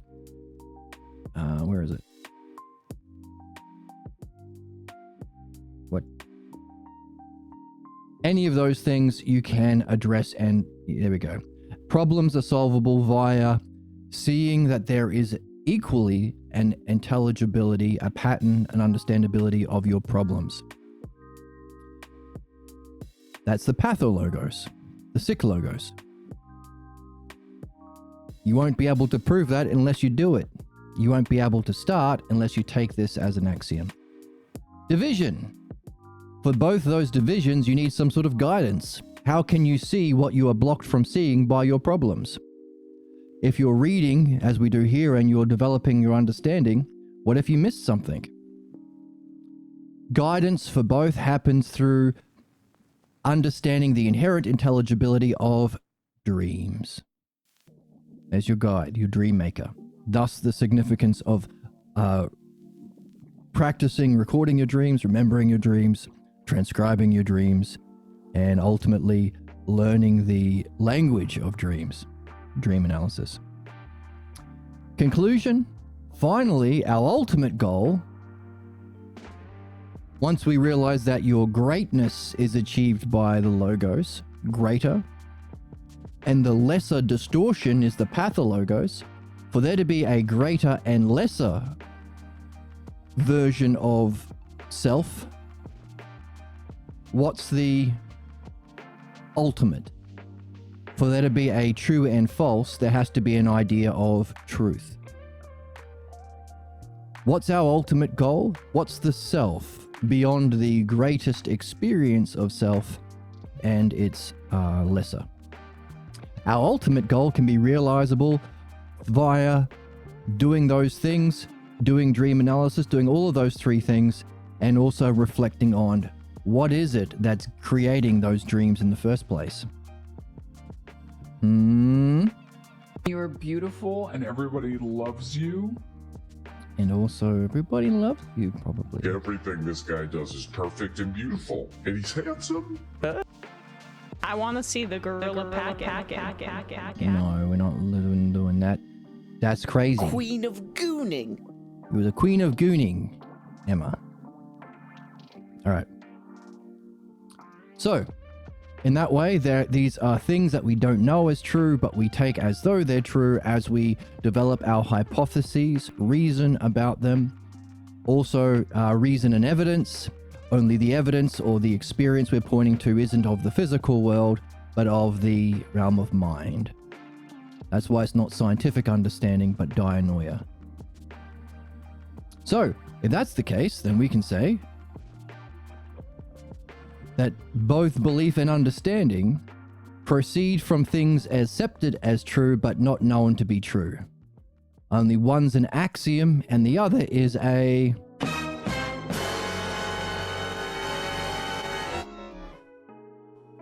prejudice. Boo.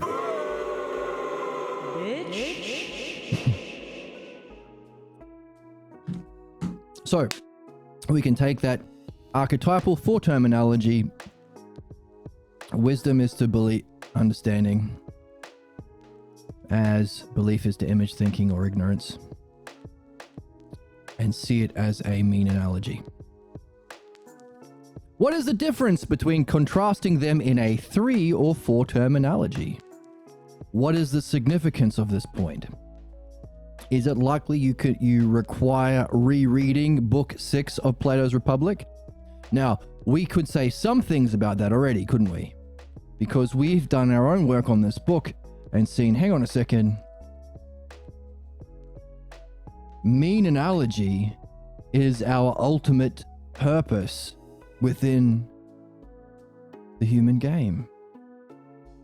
As we learn from the author, so too can we help our partner or our friends or others to learn the logos and reach their excellence, discover their pathologos and free themselves from problems, help them to learn to understand their guide, their dream maker, their dreams, and then ultimately wonder about the maker of dreams and the self. Allowing those who may never have heard of Pierre Grimes or Socrates or Homer. The extreme term, so the mean term, can allow a movement from ignorance to wisdom, maybe. Now that's just one answer to that question from what we've been doing here today. But he's saying, well, to really answer that question, you might want to reread Book 6 of Plato's Republic. And as always, make sure it's a Balboa translation. You can also have the other translations nearby so to compare, but the Balboa translation is the only one with the key words needed to play this game. So, Thankfully, it's free. From the 4-term analogy of the Republic, we can now move to the 3-term analogy in the Symposium. Ooh, there's a bridge from one book to the other. Keep the 2x2 table in mind. What's that table? Whoops, and now I'm outside. Fuck. I meant to press this button. This table here. As A is to B, so too B is to C. As B is to A, so too C is to B. And we can do all those variations. So, if there's a way of seeing the 4-term archetypal analogy of all possible cognitive functions as a 3-term analogy, could we, in the Symposium where Diotima talks to Socrates and Socrates talks to Agathon, can we apply one to the other? Would that be neat? That's funny. Not funny. You're it's beautiful and everybody loves you. neat. You're saying that so much today. Off the perky Halmy Kirk, I would scoop the moon in a cup. In a cup for you. for you. Well, thank you. Oh, to be a man. To be a man. Honorable. Filled with honor. And he Yes. is walking that talk, man. Who, me? Oh, to be a man. Oh, my goodness. Honorable. Filled with honor. And he is walking that talk, man. Thank you.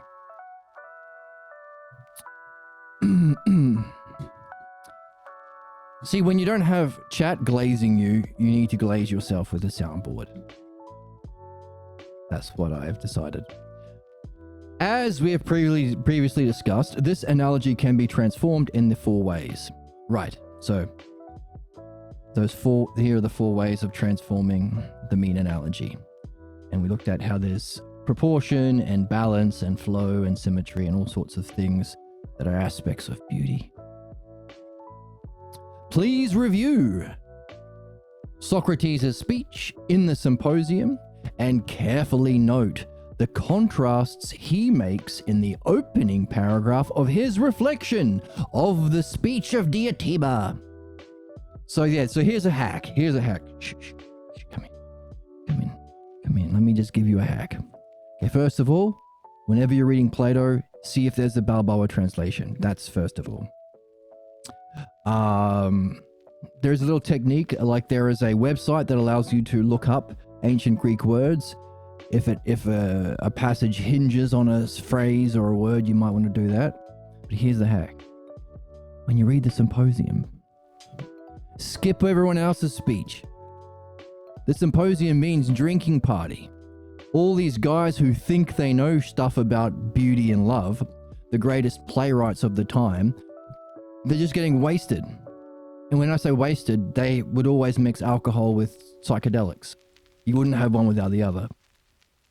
So they're getting blasted and giving speeches about what beauty is. And it's a game that Socrates suggested. And he said, look, if somebody gives a speech about the nature of love and beauty that can't be beaten, we'll end the game. By the way, I'll go last.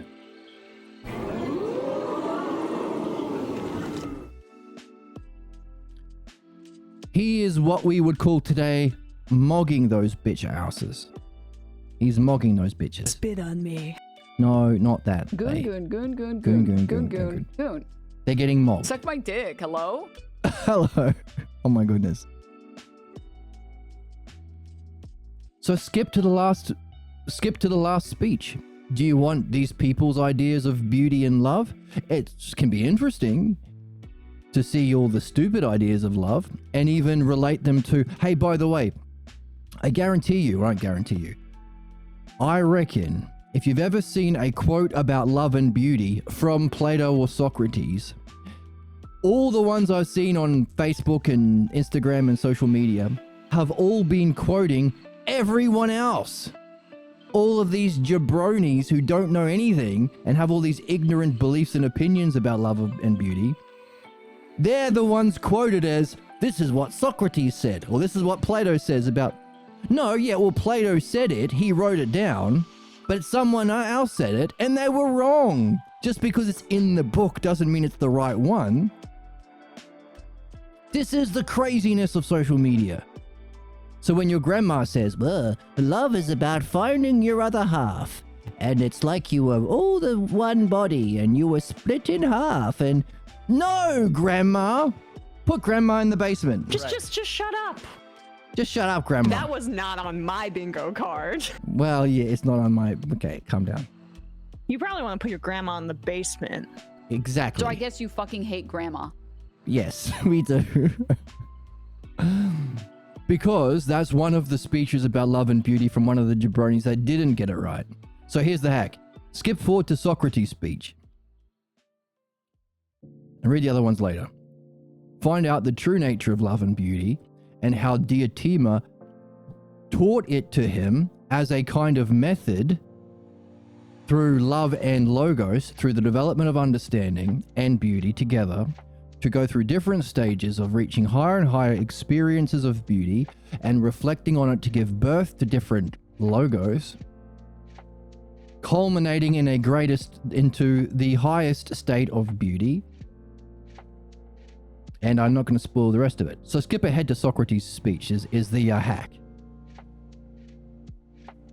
Don't tell anybody I gave you the hack. It's our little secret. I think you're a babe. Thank you. Spit on me. What? Goon goon. Goon.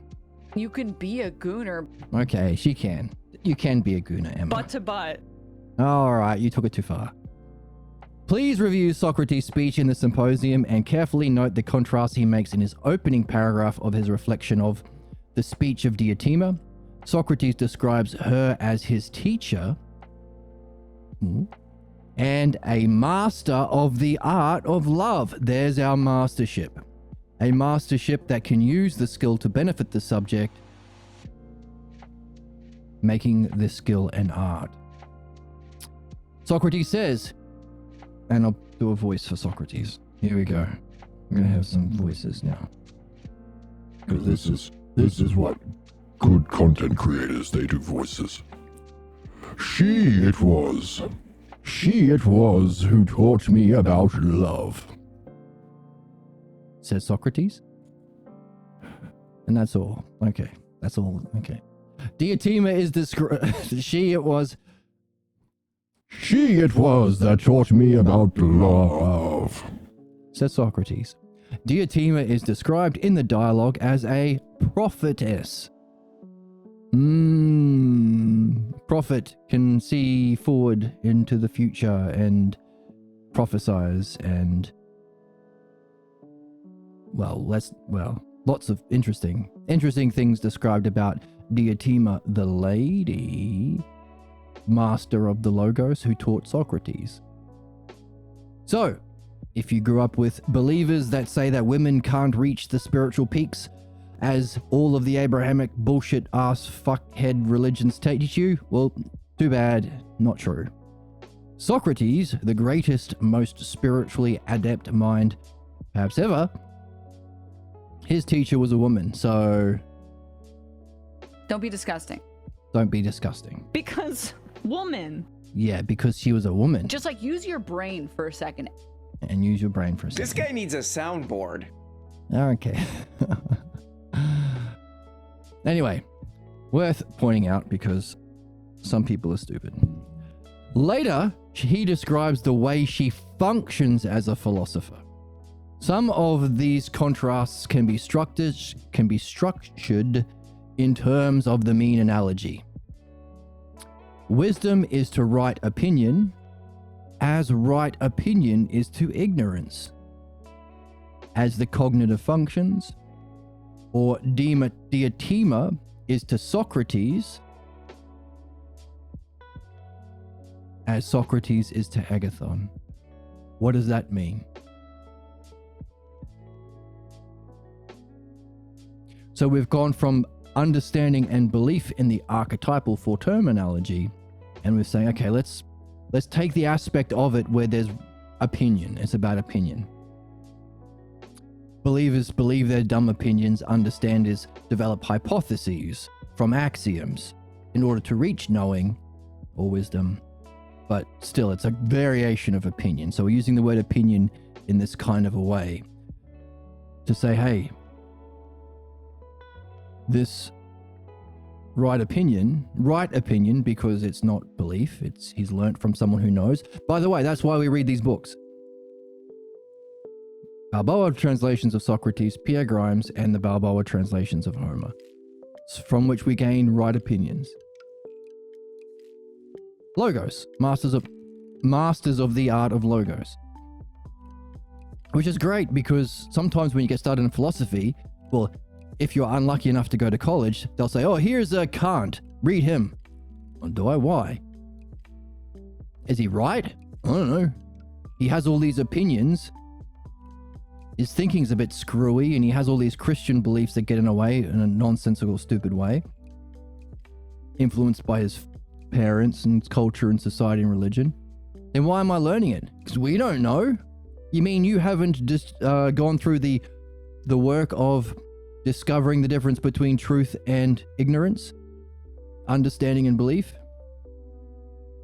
So it can feel like, well, if I want to become a master of philosophy, I have to learn Nietzsche and Hegel and Kant and all, like a billion other peoples, because it seems like the academic philosophers just quote all these people to justify their own particular personal beliefs. Is that what philosophy is?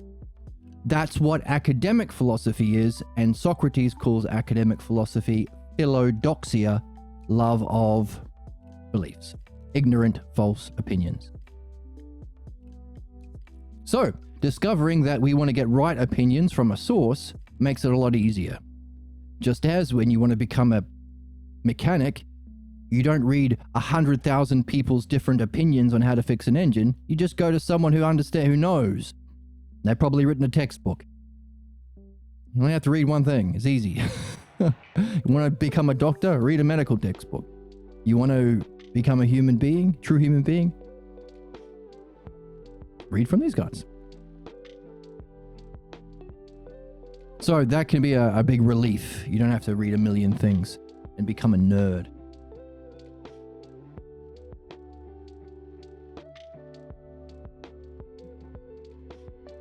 Now, it might be fun to go back and examine key figures with this understanding in your back pocket, just as a doctor might help use his actual understanding and knowledge of medicine and a healthy body to go back and say, oh, hang on a second, this guy's sick.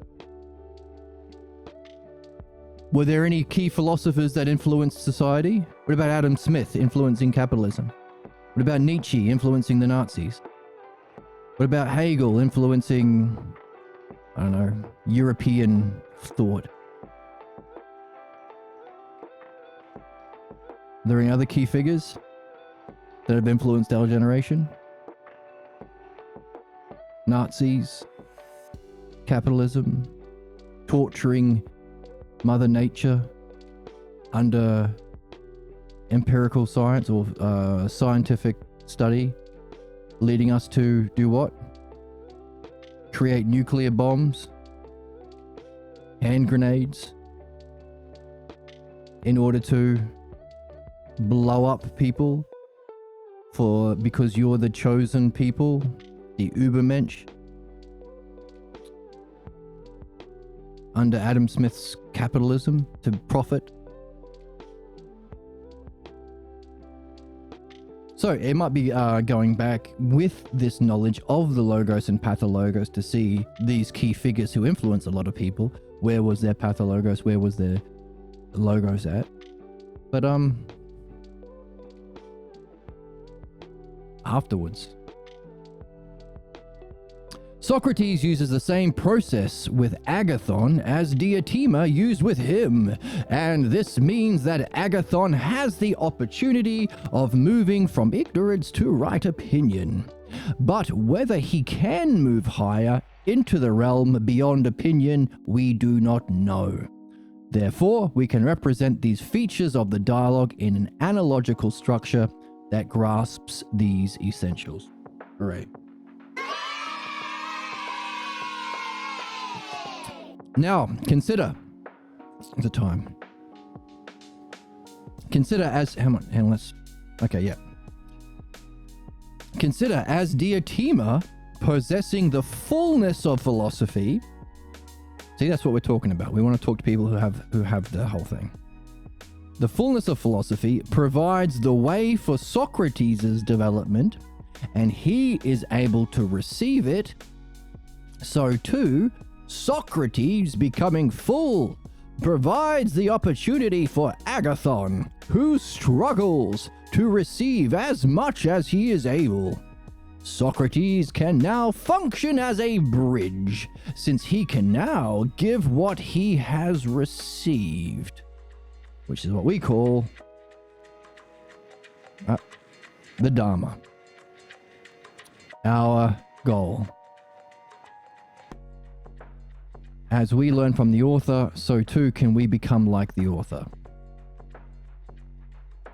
Or like the author learned from Socrates. So we're becoming like Socrates. Socrates learned from Diotima. We're becoming like Diotima. Isn't that interesting? We're part of the lineage of the Dharma, or the Logos. So we could say, where's my pen? We could say, I'm a comedian too. yeah, Emma's a comedian. Come on, baby. Come on, baby. We could say, let's do another. Come on, baby. Just popped a perky, now I'm Kirky. Okay. We could say, if we wanted to, if we were that way inclined, we could say, as Diotima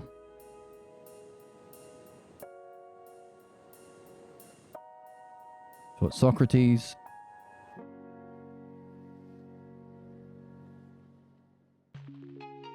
so too Soc taught Pierre Grimes, the author of this book. And G. On the real, I say stuff like that because I'm cool. Yeah, we all say that because we're cool. Yes. Come on, baby. Come on, baby. Pierre Grimes taught us. So as Diotima taught Socrates, whoops. So too Socrates taught Pierre. So too Pierre Grimes teaching you. As A is to B, so too B is to C. As B is to C, so too C is to D. That's you getting the D. Suck my dick, hello? Oh my goodness, not like that. That was not on my bingo card. Wasn't on my bingo card either. Oh my word. They're all a bunch of weirdos and perverts. Yes, well, that's what a soundboard is for, maybe. So too you can teach your friends or partner, your friends.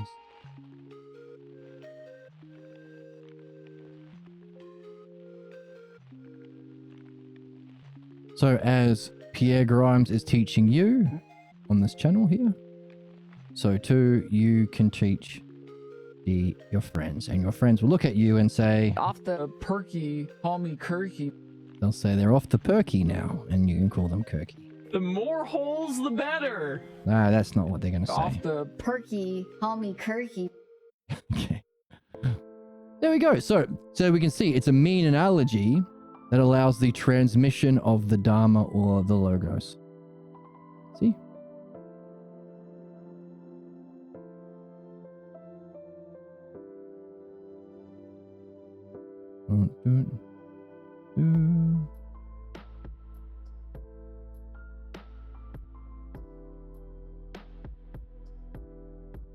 So we don't know whether Agathon goes on to reach Socrates' level and pass it on to someone else in the book. But if he, so Socrates can function as a bridge, as he has done, as Pierre has done, and as you can do. Perhaps if you stay in the game and you stay with it, do your best to stay with it, and well, see where it goes, and find people in the game which is why we have this channel as well, to find people to talk about. You can join the Discord if you like. You can donate to the channel if you want to. Buy me a coffee below if you like. Socrates can now function as a bridge, since he can now give what he has received. If the giving continues, that is, if Agathon becomes full and can then give also, that giving constitutes a tradition. So if you do play this game, you're part of the tradition. Not a tradition. Well, it is a tradition, but it's also the tradition. The human. The Logos. Because understanding is universal. When one theme plays itself out, and the theme continues being played in a variety of ways over time, this is harmony. Oh. When one theme plays itself out, and the theme continues being played in a variety of ways over time, that's harmony, whether it be of the same or of a different tradition. Interesting. All right, so we could say in all of the traditions, so long as we look for the Logos in it, it's harmony. So long as you're spreading the Logos, teaching dialectic analogy, midwifery, or to reflect on your problems and beliefs, and dream analysis, well, you might have a different way of sharing it. That's harmony. In music, you have a motif or a little musical idea, and then you do variations of it. For Socrates' speech on love, and to explore the above progression, please once again read the Symposium. Now, he recommends the Dialogues of Plato translated by Rouse. There is a kind of hierarchy in Platonic texts. Normally, Rouse is the best. Okay, no. Of course, the Balboa translation is far superior than everyone else. It has the actual words, it has the actual Greek, so you can look them up yourself. It is even color-coded to make it easier to read. It's S tier. Everything else is C tier and below. That's the difference. We do a tier list. C tier would be, well, B tier. Oh, pardon me. Jesus, pardon me. Look here, toots. Oh, I'm looking at toots. The woman? Ugh. Ah, Calm your fucking tits. calm your tits. Okay, let's say the Balboa translations, which are free PDFs you can find online, S tier. A tier, there's a gap. B tier, Rouse. C tier, the Loeb, L-O-E-B. The Rouse you can find, there's books called The Great Dialogues of Plato. They're cheap paperback. They have like the Symposium, the Republic, the Ion, the Meno, I think. Those are the heavy hitters. Republic, of course, Symposium. Ion and Meno are good, especially to start off with. The Apology, the Phaedo. So those are like the heavy hitters. You can buy that quite cheaply online. The Dialogues of Plato by Rouse. C tier, the Loeb, or the Fowler. There's like a series with green hardback covers. You can find the Loeb or the Fowler translation. D tier is everything else. The free translations you get, like Benjamin Jowett, they're all garbage. Oh no, wait, there was one mentioned here. Before Jowett even, because here we go. Taylor. I think Taylor might go before Jowett.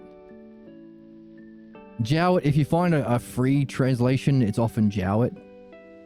And then garbage. So yeah, so Balboa, Rouse, Loeb, and I guess Taylor, and then Jowett. That's what I have experienced has been the accepted hierarchy, but you'll find out for yourself. So he recommends read that Rouse translation, and now since this book has been written, as there is now the most accurate Balboa translation, he would definitely recommend the Balboa. But have the Rouse as well. Have that in your back pocket. You can find the Loeb translation online. There's like a database online which has these Platonic texts that you can see for free. The link is, let me find it. Bookmarks. Where are they?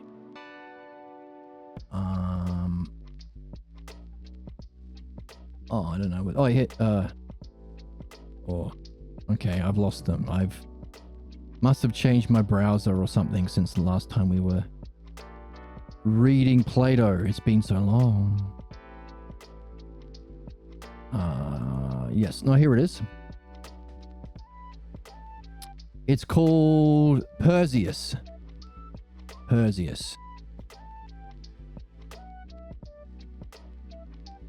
So you can find the Fowler or Loeb translations on Perseus, and you can even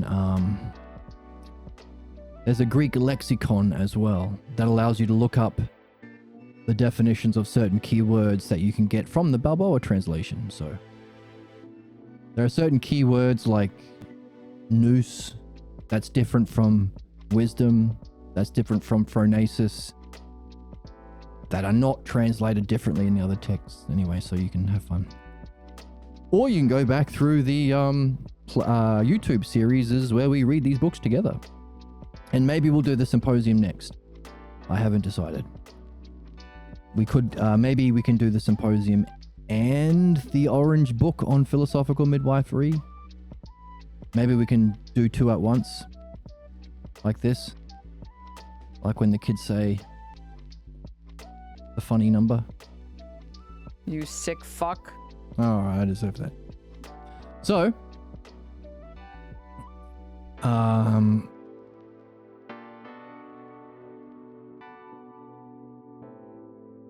look at the okay. He's dropping wisdom bombs on our asses here. I just scrolling through all this stuff about the symposium. I guarantee if you've done a class on the symposium, you haven't learned how to read it in this way. So all this work we've been doing the last couple of weeks on analogy is so significant. Not only does it help us read this text, he's giving us specific questions on how to apply analogy to unlock the symposium, the yoga on love and beauty. That's not taught in schools because they don't know how to think properly. They still do belief and interpretation. Professors professing the faith like a priest at a lectern. So absolutely worth it. And so we're really, really lucky that we get these sort of questions. The New Testament's on the way. Oh my goodness, we're going to be so wise at the end of this. You won't even know. The natural law, that's where we are. So, to review these questions, and we can get into the symposium, or you can take a look at that yourself. Rouse translations on page 94 to 106, or look for Socrates' speeches in the Balboa. Hooray. I would scoop the moon in a cup. In a cup. For you. For all of you today. I want to peg a woman. No, not that Good, kind good, of good, thing. good. All right. When I go crazy on the soundboard, that means it's time to end it for today. I hope you're having fun. I hope you liked the review. Thank you for those who stopped by. New folk, hope you had fun. You can find the last 54 episodes of this series on Is It All Relative to peruse at your leisure. You can find a copy of the text below. You can donate to the channel and buy me a coffee below. You can follow on Twitch and on Discord. You get a notification when we go live. And yeah, anything that you have been discovering about analogy and dialectic, see if you can apply it to your dreams tonight. I encourage you to record them. And even if you think you can't, get into the practice. And remember, understanding is a skill like any other. You're not going to be great at it to start off with. The important thing is to stay in the game. Keep the dialogue alive. Thank you so much. And I'll see you next time. Bye.